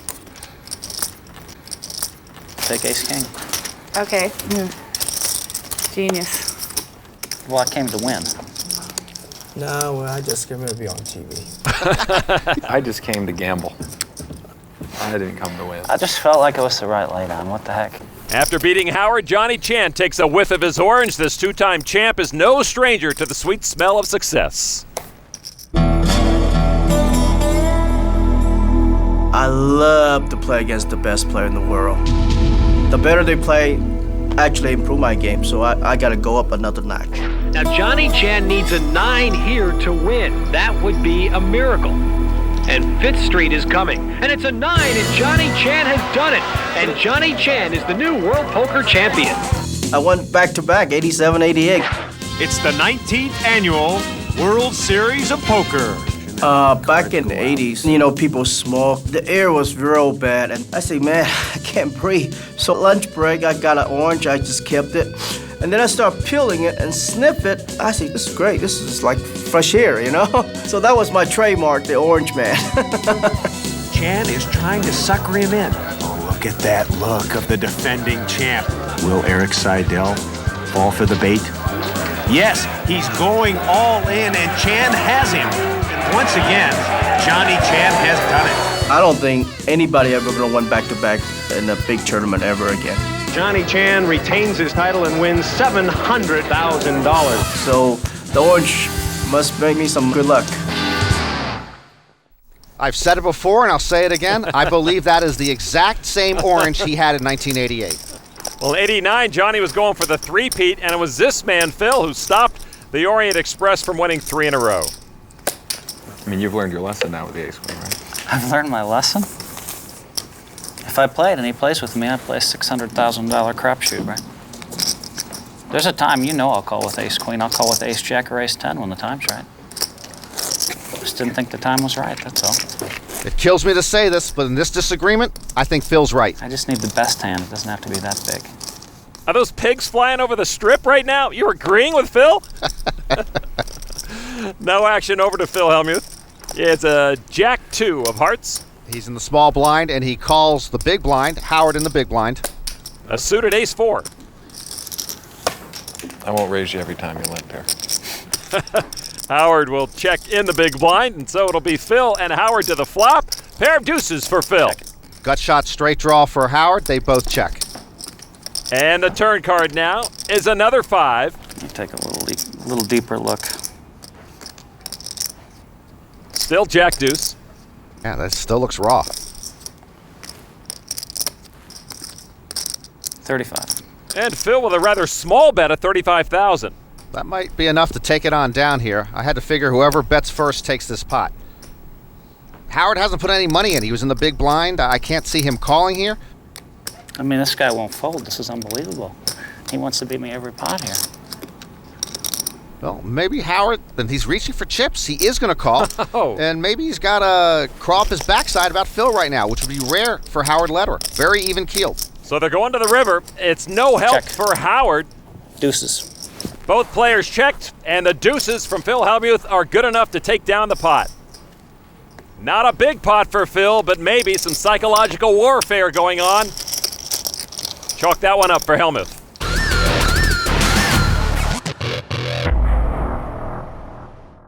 The World Series of Poker. Memorable moment number 5. Anybody seen John Murphy? That was the question during the main event when Mr. Murphy went missing. I gave him a call and found out that he was sleeping. He woke up and ended up 13th overall. Memorable moment number 4. But when it comes to a poker faux pas, nothing could top the master. Nice hand, sir. I'm sorry. I'm sorry. I'm sorry, man. People do complain about Phil's table etiquette. I don't think he's ever spit beer onto the felt, though. Only because he doesn't drink. Don't even think about limping in this time, Phil, if it gets around to you. What'd you say, Howard? Nothing. What'd you say? Don't even think about what? Limping in. I was talking to Phil, in case it comes around. Gotcha. Now that I see that he'll limp with the jack deuce, then charge me. Maybe he got under Howard's skin. Yeah, I think this is still the residue of that ace-queen, ace-jack situation. Latest in World Series where? Well, that's the best World Series wear you'd want. The bracelet from his main event title. And Raymer looking at king-queen unsuited. And he's back in action with 60,000 chips. Over to Phil, who gives it up. Howard Lederer next in line to act. We're 5-handed here. Couple of threes. Pocket threes, and his chip stack dwindled after that big hit he took against Johnny Chan. He was our chip leader. He's down under 200,000 right now. I'm all in. Re-raise. And with his threes, he's going to move all in. 60. Howard was chided earlier on by his sister Annie Duke for not getting involved. I call for. Now we can't keep him away from a hand. No, he can't. And Fossil Man will call. First he tried to take the sister out, and now he's going to try to take the brother out. So on the flop, it is 7, ace, 6. Raymer finds nothing. Howard, a 3-1 favorite, and he is all in for his tournament life. And with a 10, Raymer has a little more hope. Any pink, please. If Raymer pairs the king or queen in his hand, or he gets a jack for a straight, he will knock out Lederer. The river card is an 8. Not enough card for Greg Raymer, who loses the hand and gives about half of his chip stack over to Howard Lederer. This was the exact situation in which Fossil Man was running good at the main event championship table. Heads up coin flips, but he doesn't run as lucky right here. Oh, boy. So a big hit for Greg Raymer as we continue 5-handed. You see how Annie's sitting? I was talking to her in the hotel lobby. After 2 minutes, she got into that position on the floor. She just has to be crouched to talk. It's just instinctual. Yeah. Johnny Chan with a couple of kings. And he comes out with 60,000. Play for 60. Over to Phil Hellmuth. 2 10s for Phil. I'm all in. Re-raise. Whoa, 369,000 chips. All in for Phil. I call. And a call. And Johnny's right there behind him. Jesus Christ. And Phil sees the bleak reality. King is my favorite pair. And Johnny really should like kings here. He's a 4-1 favorite to knock Phil Hellmuth out. 2 9-time bracelet winners to the flop. Nothing for Phil. Deuce, deuce, ace. And the door closing now on Phil Hellmuth's Tournament of Champions. Turn card. It's a jack of clubs. And the door closes a bit further on Phil Hellmuth. And the 9-time bracelet winner, who's been a target of these other players for much of the day, now finds his Tournament of Champions down to 1 card. He only survives if he gets a 10. And now the river card. Oh, the 10! Yes! Oh my God. What a card! Wow. What a turn of events. Lucky card that was. Wow. Chan would have been in a commanding position, and now Hellmuth is the chip leader. What a time. One card from the exit door, and now the chip leader, Phil Hellmuth. Sorry, Johnny. Yeah, you put your money in there. There's Phil winning with grace. Johnny Chan is stricken. I guess my television reputation is changing. They've seen all the bad beats. Now we see a few good beats. Well, truth be told, Phil actually has many television reputations, and we sat him down to get Phil's opinion on Phil. I've heard that people really like to watch me on TV, and, you know, and that's a compliment. And when I watch myself on TV, I'm a bit compelling, but some of that I'd just soon get rid of. My image as a player is poker brat. Buddy, have you won any hands in that seat yet? You misunderstand the game so badly. That's true. There's huge misunderstanding of how to play the game right. But even still, you know, I snap over the edge a little bit, and now I'm starting to get a reputation as the gentleman of poker. Freeze it. Okay, you nailed me there. I mean, I don't have the reputation as the gentleman of poker yet. That's away from the table. Continue. And the man has decided to play poker. Phil Hellmuth is in the room. But his usual late arrival. Looking for the table he's supposed to be at. Actually appears to be looking for people to acknowledge his presence in the room. They have done that indeed. And he's not very nice to me. I'm not looking for anyone to acknowledge my presence. I mean, come on. I will say this, though. When I do walk into the main event of the World Series of Poker, I do appreciate a few people noticing. He'll be the first to say he's got the poker brat reputation. Well, he's trying to change that this year. We'll see how long that lasts. Didn't last long.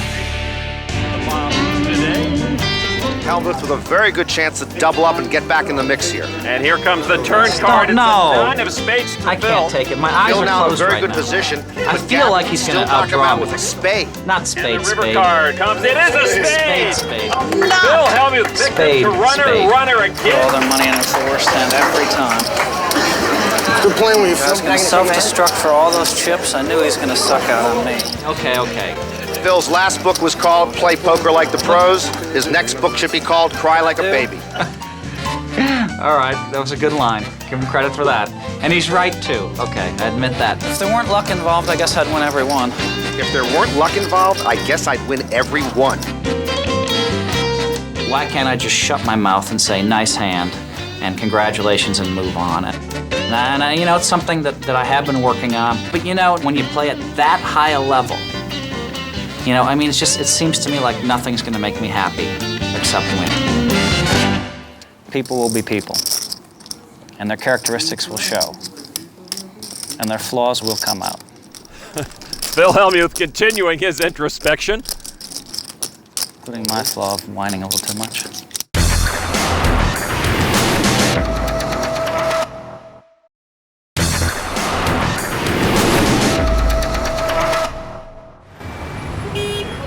This was the scene in New York just a few days ago. A group gathered along with Greg Raymer, where for the first time he saw himself win it all on television. Clearly it was an emotional moment for the new world champion. And the $2 million stack that would go to the winner of this World Series of Poker Tournament of Champions probably will look real nice next to the $5 million stack that Greg Raymer won at the main event and cap off what has been a remarkable poker journey for the Fossil Man. Raymer has the better full house. He can only lose if he folds. All in. And he's all People in. were amazed. I mean, they kept telling me how unbelievable it was. Raymer wins it all. Raymer has bested the biggest tournament field in poker history. He wins the 5 million. I knew I had a legitimate shot at winning years ago when I first started playing in the World Series. You know, luck is always a big factor, but I would like being known as a good player who played well and deserved to win. Congratulations on winning the World Series. Hey, thank you. Very nice. Very good. And I'm having a good time, but I'm very busy. I'm constantly traveling to various poker tournaments. It's been a rather different lifestyle than I'm used to. It was fun to see my picture up on the wall with all the other winners. A lot of players have said, and there's a lot of truth to it, that, you know, That's something that's going to be there forever, and that won't change. Even if it turns out you were a lucky fluke, you will still be the world champion that year, forever.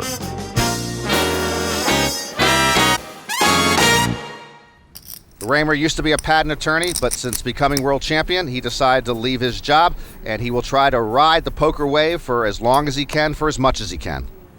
With 9-8 unsuited, Raymer says that's good enough for 65,000 chips in the pot. That's not a real good wave to ride. The ace-10 of Annie Duke. I'm all in. Annie's going to push all in. She's got 137,000 chips, and one more time, she finds her way to the middle of the pot with all of them. Yeah, she's wearing out the track there, going all in today. Now Raymer needs to call or get out of the way. I don't know what he's thinking about here. It's one thing when he called with 9-8 suited before when he was chip leader and it was a small cost, but he has a lot fewer chips and not as good of a hand. I call. Oh, the world champion is going to call. And he gives the Ushka look to his cards when she sees them. Swing number 2 is a 9-8. Yeah. He's gone after her twice with 9-8. Fortunately, It must be your favorite hand. not really. It's just coincidence.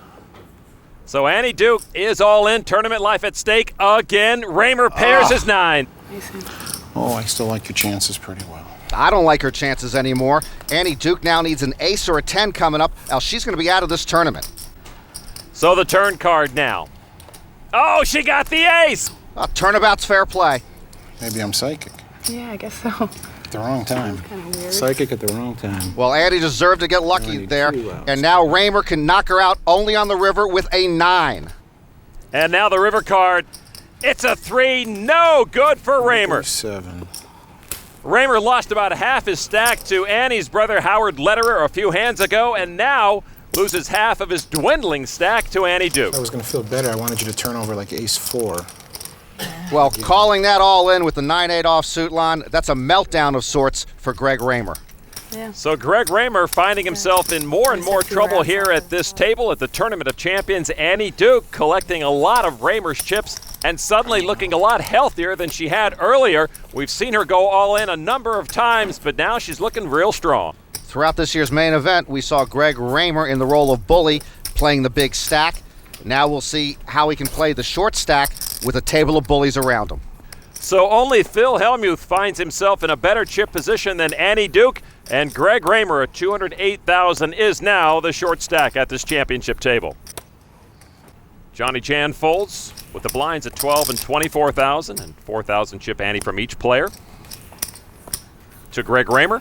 In the small blind. 10-9 offsuit. All in. Wow. Push it all in, about 200,000 from Greg. I don't know about that line. I call. And he's going to dance once more with Greg Raymer. It's a real race again. Boy, this is like a full meltdown now for Fossil Man. I'm glad I have 2 overs. That's luckier than I expected. After you called so quickly. Yeah. Well, it wasn't much of a decision. With those cards, I don't know why Fossil Man just wouldn't sit back and wait for the next hand. Raymer gets nothing on the flop. Annie's pocket 8s are still best. Now the turn card is a 7. Raymer with a straight draw. So now Fossil Man would need an 8 to make a straight, or a 10 or a 9 on the river, or this year's main event champion will be eliminated from the Tournament of Champions. It is an ace. It's no help to Fossil Man, and he goes down. You played really well.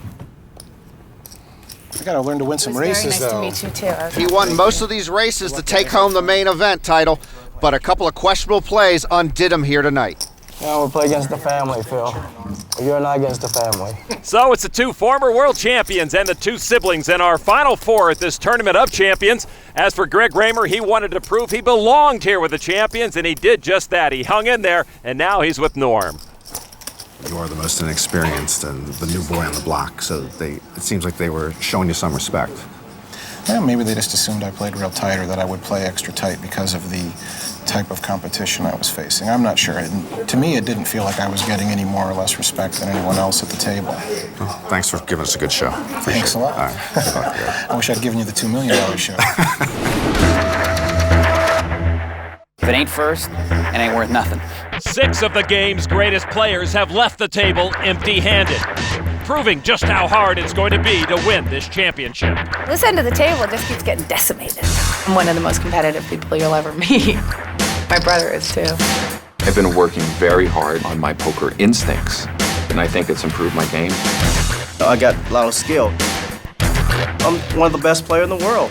When I found out they were going to go with the top players in the world, I assumed that I'd be one of them. We're down to the final four. $2 million, winner take all. No consolation prizes here. Johnny Chan, the short stack at the table, $245,000. Howard Lederer with $440,000. Phil Hellmuth is in second place with $635,000.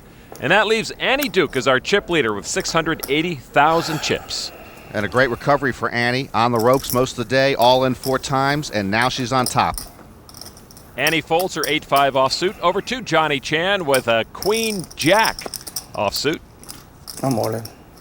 And Johnny's going to push everything he has left into the pot. Next to act, Phil Hellmuth. Couple of sixes. We saw Hellmuth fold 6s early in the day against Doyle. We saw Doyle fold 6s, but at a short table. I call. They look a lot better, and Phil Hellmuth will call Johnny Chan's all in. So these two will tangle once again. Howard Lederer now decides if he wants to join the party. King 3. I thought this was an ace-king for a second, but I squeezed it in. Well, Phil Hellmuth's still only here because he got lucky against Johnny Chan. Let me get lucky one time, Phil. When Phil went all in with that miracle 10, and now Johnny hopes to come from behind to stay alive himself against Hellmuth. Well, it's a coin flip going to the flop, and it comes out 7-9-4, 3 diamonds. That's a killer. Oh, it is a killer for Johnny. Even if he gets a queen or jack now, it can't be a diamond.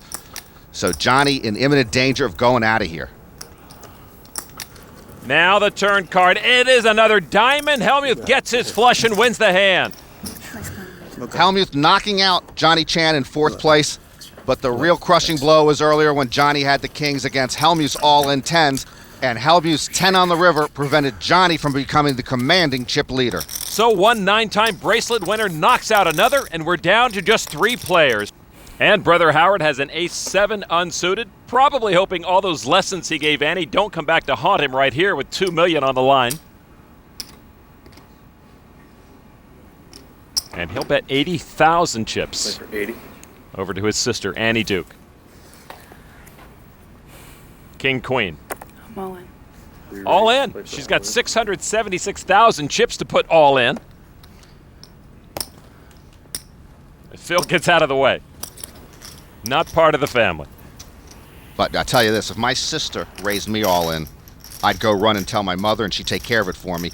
But that's not going to happen here. Just look at that sober, solemn face. Oh, look at that wry smile from Howard. There's a lot being said in that. His little sister's pushing him into a corner. It would put Howard all in if he were to call. It's a tough decision. And he throws it away. Annie Duke using her big stack to bully her big brother. Howard had the better hand, but Annie got the better of Howard that time. The sibling rivalry is on.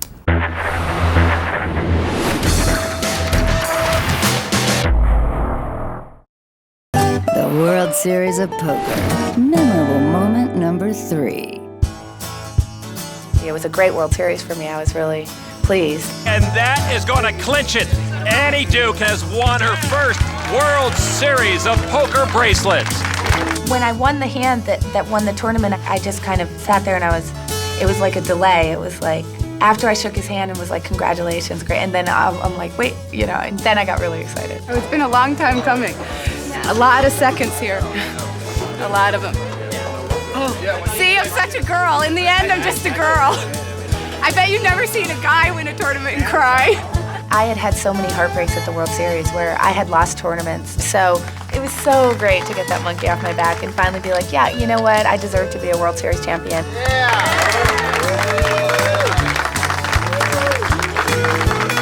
Obviously, we're brother and sister, and he's also my teacher. There's no way that I would be even close to the player I am today if it weren't for him.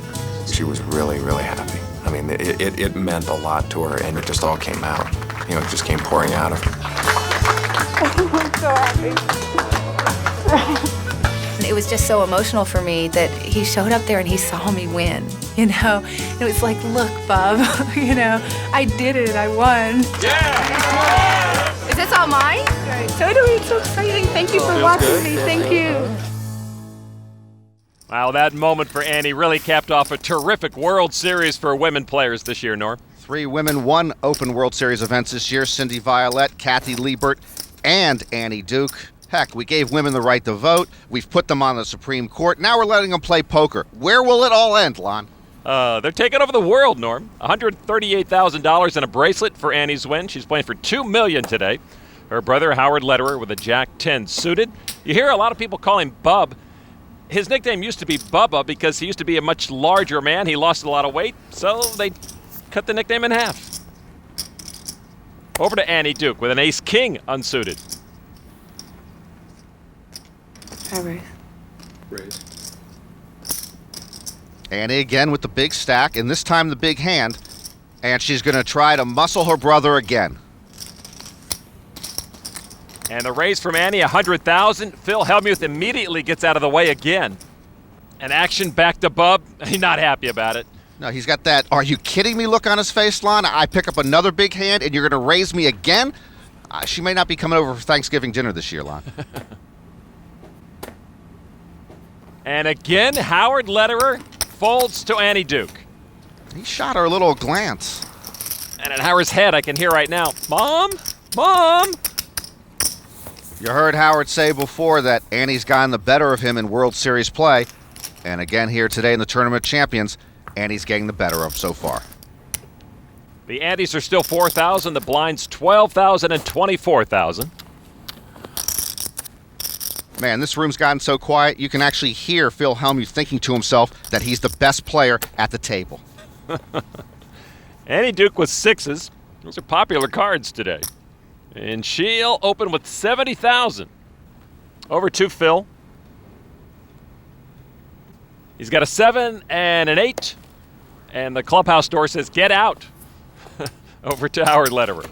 Couple of 7s. He can play those. Maybe a chance to exact some revenge on his sister. With what seems to be almost a sense of reluctance, Howard goes all in against his sister. Decision now to Annie with the pocket 6s. I call. Howard, the short stack medium pair, will be all in. His tournament life at stake. And he gets what he wants, a 4-1 favorite. Nice hand, bud. And Annie knows she's in trouble. Her brother in a commanding position to get right back into the thick of things and take nearly half of her stack. And here comes the flop. Annie gets her 6 and a full house. Oh, God. Oh, God. And she immediately feels horrendous for her brother. What a tournament this is to handle emotionally. They've played together for so long, but never for $2 million, never been in this type of position. The 9 on the turn, no help for Howard. And now on the river, Howard will need a queen or a 7 to make a better full house than Annie, or he will be going home. The river card now. It's a 3, and that's the end of the line for Howard Lederer. Annie Duke knocks her big brother out. I'm sorry, Howard. Boy, as a poker player, Annie forced to go for the kill, but when it was all over, she's just Howard's little sister trying to console him. Oh, this is very difficult for Annie. Wow, what a 6, Annie. You see her emotions, and it reminds you how difficult it is for Serena and Venus Williams to play against each other. You're happy to win, but you're sad to see your sibling lose. You must have mixed feelings about that, baby. No, Annie already talked tonight about trying to avoid the emotional swings. This one, too big to ignore. Wow. The Never Flinch Hand is brought to you by Lee Dungarees, who reminds you no matter what happens, don't flinch. I know what it's like to have 6s against 7s or kings against queens. And for it to be my brother that has to lose when it's such a huge money situation. I'm all in. I call. I've never knocked Annie out of the tournament. She's knocked me out of 4 now. If I had to go broke to somebody, I certainly want it to be Annie. Oh, God. He's such a great player, and he was playing so well today, and he didn't deserve to lose. I'm sorry, Howard. It's very hard for me. Annie didn't flinch in that hand, but she did feel bad about it afterward. $2 million might help ease the pain, though. Sure, my makeup looks like crap now after crying.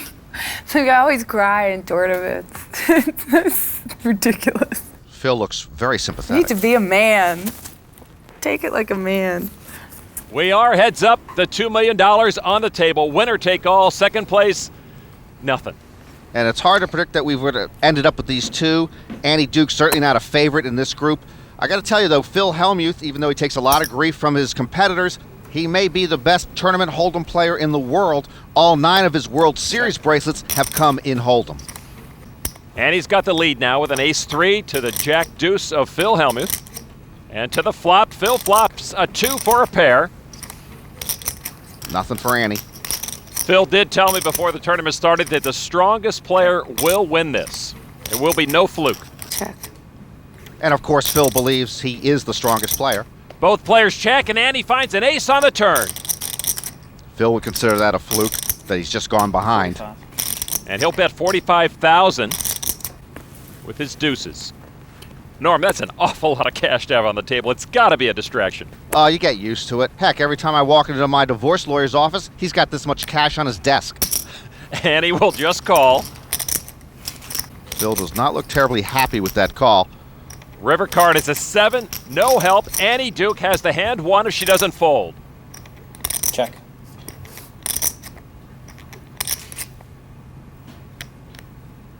She'll push with $30,000.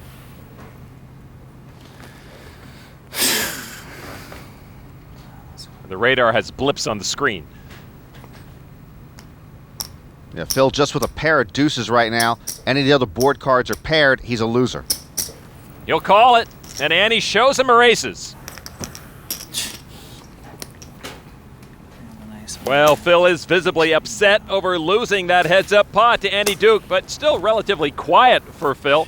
Time after time, he's been promising a kinder, gentler Phil Hellmuth. Maybe he is evolving.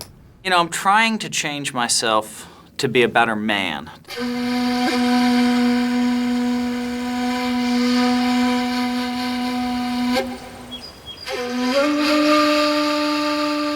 Buddhist meditation, you're supposed to just be kind of asking, who am I, until you get down to the basic essence of you.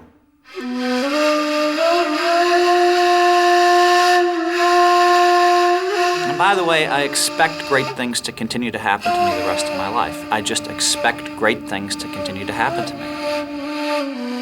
I'm a family man, and I have a lot of love for all of my family. And I'm very thankful to the universe, to the powers that be, to God, whoever you believe in. I'm very thankful. I'm 10 times blessed, 10 times blessed. And thank you very much to the powers that be out there. Thank you to the universe. If I can speak to the powers that be directly, what the heck are you thinking? I would have preferred to play your brother. He's not as lucky as you are. This is all right, you know. I'm just happy to be in the final 2. I mean, seriously, I donked my money off in the first 2 hours. Somehow, some way. These two have been sparring verbally much of this tournament. We've talked a lot about how successful Phil has been throughout his career, but today's win would be the single biggest tournament payday in his life. He's got to be sweating. There's nothing for second. Back in 1989, to give you some perspective, when he won it all, $755,000 for first place. You see their cards, Jack 3 and Queen 3. When your head's up, the quality of starting hands you play goes down. And now the flop, 10, 3, 7, each with threes. The queen for Phil gives him the advantage. 45,000. And he'll bet 45,000. Like Phil, Annie doesn't mind seeing the 3 on the board.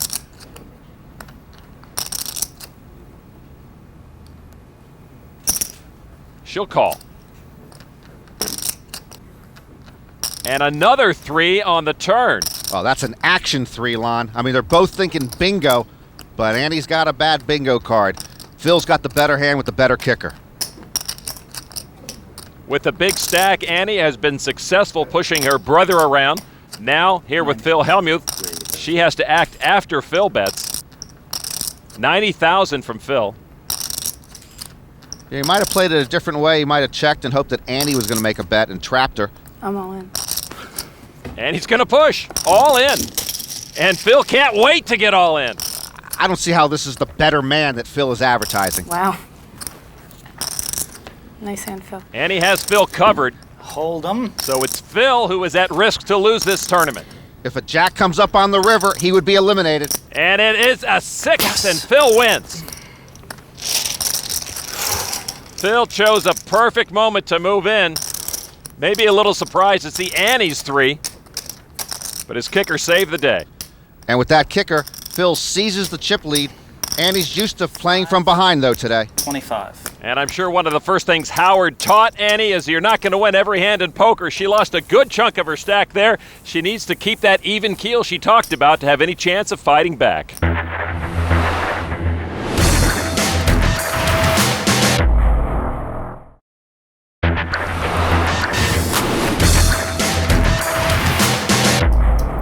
Back at the Tournament of Champions, still heads up, Annie Duke and Phil Hellmuth. 2 million chips are in play. Players' stacks are about even right now. They've been sparring at the table with their cards and verbally sparring. But when it comes to verbal sparring at the World Series, nothing could match the battle of Jack High. The World Series of Poker. Memorable moment number 2. In one corner, Alex Powers. In the other, Jim McManus. Let the battle begin. Betting the dart. You're disrespecting the game. Because I raise in the dark? You think that's disrespect because I raise in the dark? No, you got that right. I might right. do it every time now. Powers exited early, but he left a lasting impression. He called it a jack high. He called it a jack high. This guy's good for poker. How is it good? You don't think he's good for poker? No. You got the table tilted. He's so mad he called me a jack high. Can you believe that? Jack high! Well, Norm, pay-per-view boxing has its moments, but how about pay-per-view Phil and Alex Powers? Oh, double mute button. Phil Hellmuth, ace-9, couple of hearts. He'll call the big blind. Annie Duke, 2 6s again. Wow. I raise. Raise. 80,000. Annie raises 80,000 with the pocket 6s over to Phil. I call. You know, Lon, when this tournament began, it seemed to me that Annie was playing scared, but as the tournament has progressed, she has become more aggressive. She's taken on more of the characteristics of her brother. That can't be a bad thing. There's a flop, and that is not a bad thing. She flops another full house. Wow. You need flop insurance against Annie. She's had some great flops, and she will check to try to sucker Phil into a bet. Phil only has the ace high to go with the 2 kings on the board. Check. He will check. So to the turn, a 10 of diamonds, it's a blank. Annie gets the check mark. She'll only lose if she folds. And she will have to pull the trigger now. She couldn't get Phil to do her bidding last time. She'll do it herself. She announces 150,000. What the heck is going on here?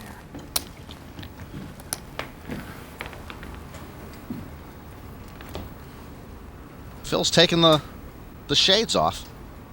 With or without the glasses, it's still king, 6-10 on the board, Phil.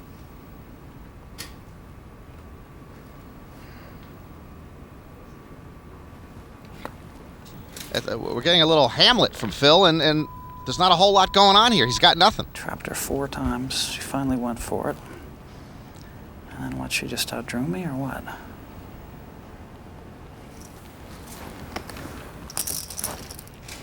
She's won every freaking race. This isn't a race. It's an avalanche. Put a stop to this. Is he running for elected office? He could stop it all by folding. Doesn't seem to be much of a decision here. All he has is ace high. And after posing, Phil will fold it. You win. Actually, she didn't win much, although Phil's acting like he gave away his firstborn. Annie and Phil have been trading the lead back and forth. Annie, with that small pot, takes a slight advantage at the moment. That was a key hand. I think you outdrew me. It wasn't a key hand, and she didn't outdraw him. I think you got lucky.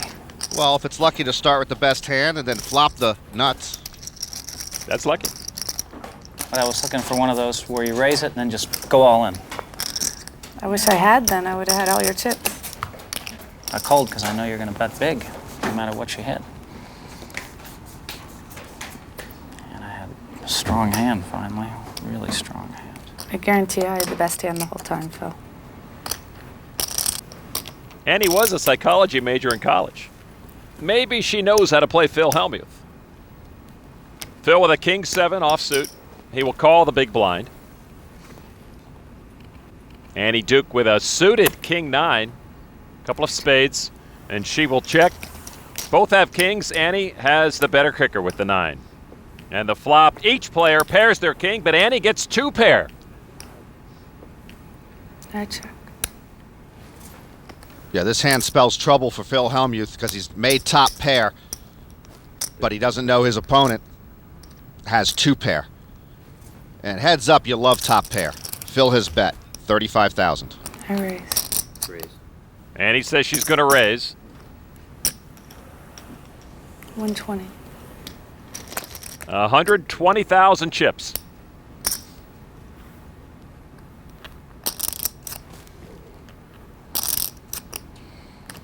He is troubled by the raise. As I mentioned earlier, he's got to like his top pair, but when she check raises him here, he's got to be concerned.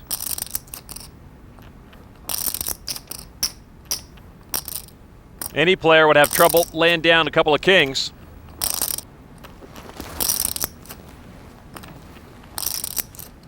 And Phil will not lay them down here, and he'll make the call.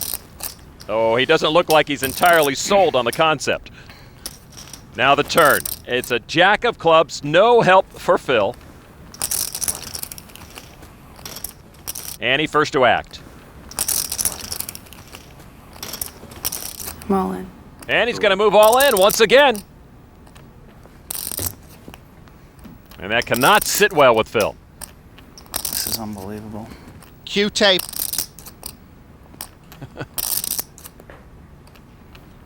Really unbelievable. Mount Hellmuth ready to erupt. She might not even know how strong I am here. I'm not sure she fully understands even the value of the hand this time. You can get tickets to the Ice Capades or the producers all you want. I'll take Phil Hellmuth any day of the week.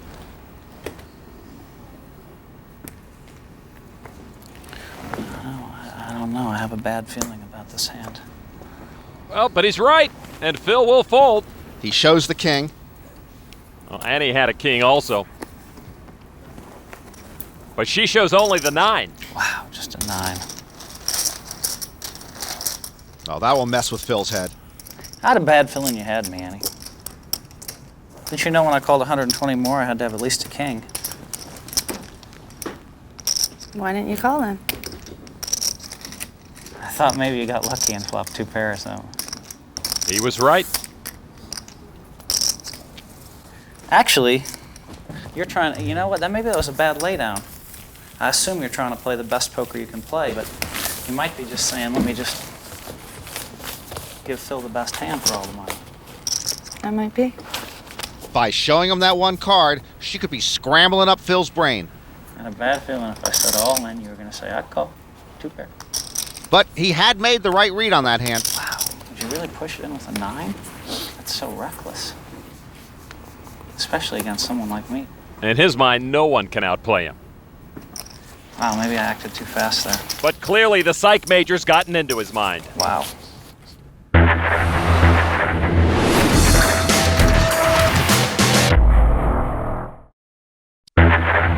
The World Series of Poker Tournament of Champions is proudly brought to you by Harrah's Entertainment. Memorable moment number 1. In a World Series that featured record turnouts, huge prize pools, and exciting action, one trend, one group stood out above all else. 21-year-old, 23-year-old, 24-year-old James Vogel, Thomas Thunder Keller, Dutch Boyd, Brett Youngblood, Gavin Griffin, one of the young guns. We are going to take over the poker world. A pack of friends called the Crew led the youth movement's charge. I'm a world champion, baby. And throughout the main event and the entire World Series, it became clear there is a changing face of poker, and that face is a young one. Yes! Yeah! We own the World Series of Poker. We own it. We're all under 24. Forget it. That was the #1 moment of 2004, and now 2 players are left, hoping to make one more memorable moment in the World Series. The big moment is nearing at this Tournament of Champions. Annie Duke has knocked out a third of the field, including her own brother. And Phil Hellmuth has reminded us why he is considered one of the all-time best. Yes! What a card! They are the last 2 standing, but only one can go home with the prize. All right, Phil, let's do it. $2 million. They both want the money, but they both want this title for other reasons as well. Phil Hellmuth's been in a dry spell in terms of winning tournaments, and Annie Duke, one of the top players, is still a woman in a man's world, and she'd love to beat the best of the guys. Well, you know, even if you had a 9 in that hand, I mean, you had a lot of heart anyway. That's all you had. Yeah, I have no idea what I'm doing. I thought a 9 was good, Phil. Phil's still yapping about that previous hand when Annie flashed the 9. Thought it was the nuts. And she's still playing them. Phil with a pair of 3s. He calls the big blind to Annie Duke with an ace-3. 90. And a 90,000 chip raise. Raise 90 more. Well, it's sword play on this poker table. They keep going back and forth with each other. Phil a little frustrated, and he will call. Annie Duke with a big chip lead right now. And here's the flop. And trailing in the hand, Annie finds nothing in that flop. And Phil's a pocket pair. And a pocket pair and heads up is something you're usually comfortable with. Without much of a hand, Annie checks over to Phil.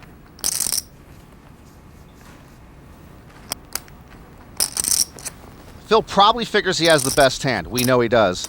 And he wants to start extracting chips out of Annie.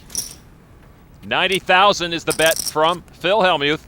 Now, if Annie Duke decides to check raise, oh my goodness, we'd see Phil on a trampoline with explosives. Well, Annie Duke will shy away from this hand. God dang it all, I should have moved in before the flop.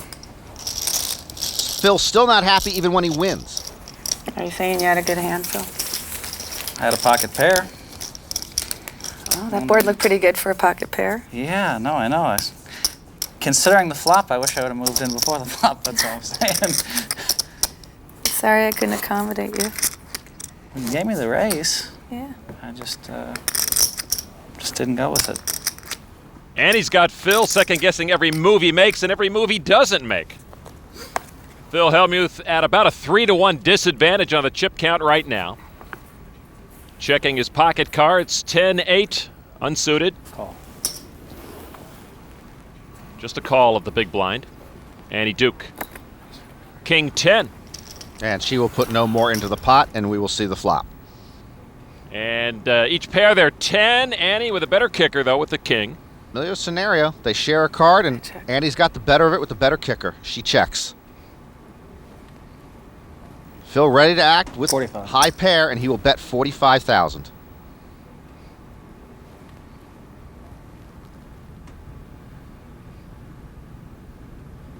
I raise. Annie Duke is going to raise Phil Hellmuth. Well, we heard Phil talking about earlier how he's trying to trap Annie. Well, she's had the cards to continue to try to sucker him out of more chips. 200. And she's going to raise 200,000 as she has set her trap. She said aggression would be a key in this tournament, and she is trying to prove that theory right now. Phil liked this flop. He got top pair, but now he's been check raised. I'm all in. And with that top pair, Phil Hellmuth going all in with his 450,000 chips. Annie Duke put the pressure on Phil when she check raised him. And now with Phil's all-in call, the pressure is back on Annie. About 450 more. She set the trap, but Phil has come back very strong. I call. Annie calls the all-in. And Phil sees what he's up against. And Annie is overcome with emotion, seeing how close she is to winning this championship. Annie has control of this hand. Now here comes the turn. It's a 7. No help for Phil. Annie Duke is now one card away from $2 million.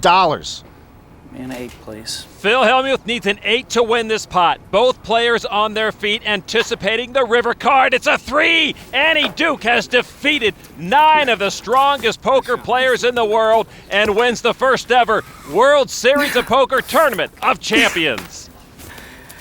What the what's going on? Unbelievable. She won every race for 2 days. Damn it. Show up with king 10. Overpair against overpair. She check raised me 6 times. I know she didn't have it all 6 times. Oh my God, I won. Oh. She had to be 30-1 to win this. I love Annie, but Well, you heard Phil, and he was right. Annie was definitely a long shot to win this all, but as the only female at the table, she is now the last man standing. Oh. another second from me. Second, third. No money. All right, let me call my brother. She wins $2 million. Oh, you heard Annie Duke. She's moving in with ace 4. She's going to give her brother Howard a call. I won. Oh my God, I won. This has got to be a proud moment for little sis. Oh God, Howard, I'm so sorry about the 6s. But clearly a bittersweet moment as well. I see it, but I don't believe it. I just don't believe it. I just can't believe it. And then there's bitter only. I threw away top pair against her 3 times because I knew I was going to eventually get Phil her. Hellmuth continues the vent, but meanwhile, Annie Duke is being presented the inaugural Harris Trophy by Harris Vice President of Specialty Games, Howard Greenbaum. And also the $2 million is in front of Annie, and the winning cards tucked inside that stack of cash. A win that tops off an incredible 2004 World Series of Poker full of memorable moments. Welcome to the 35th Annual World Series of Poker. At this time, Shuffle up and deal. Arms are hot and sweaty. Hope my heart is ready. Here goes. I'm all in. Fast. Let's gamble, baby. Check the rearview mirror. Memories getting nearer. I can't. Oh, look at this. Let it pass.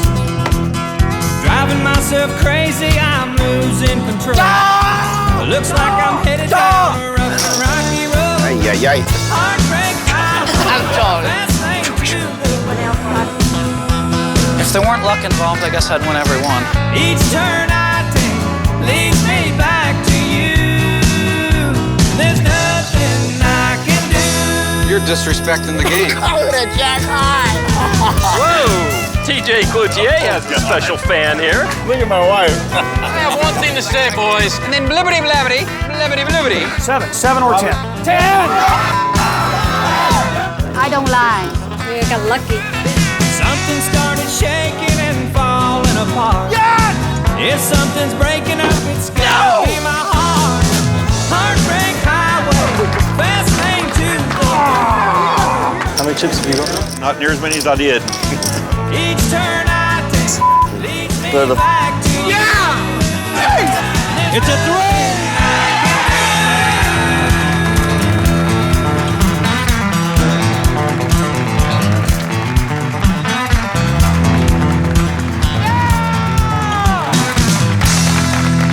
Poker's nice, all right? I love to play poker.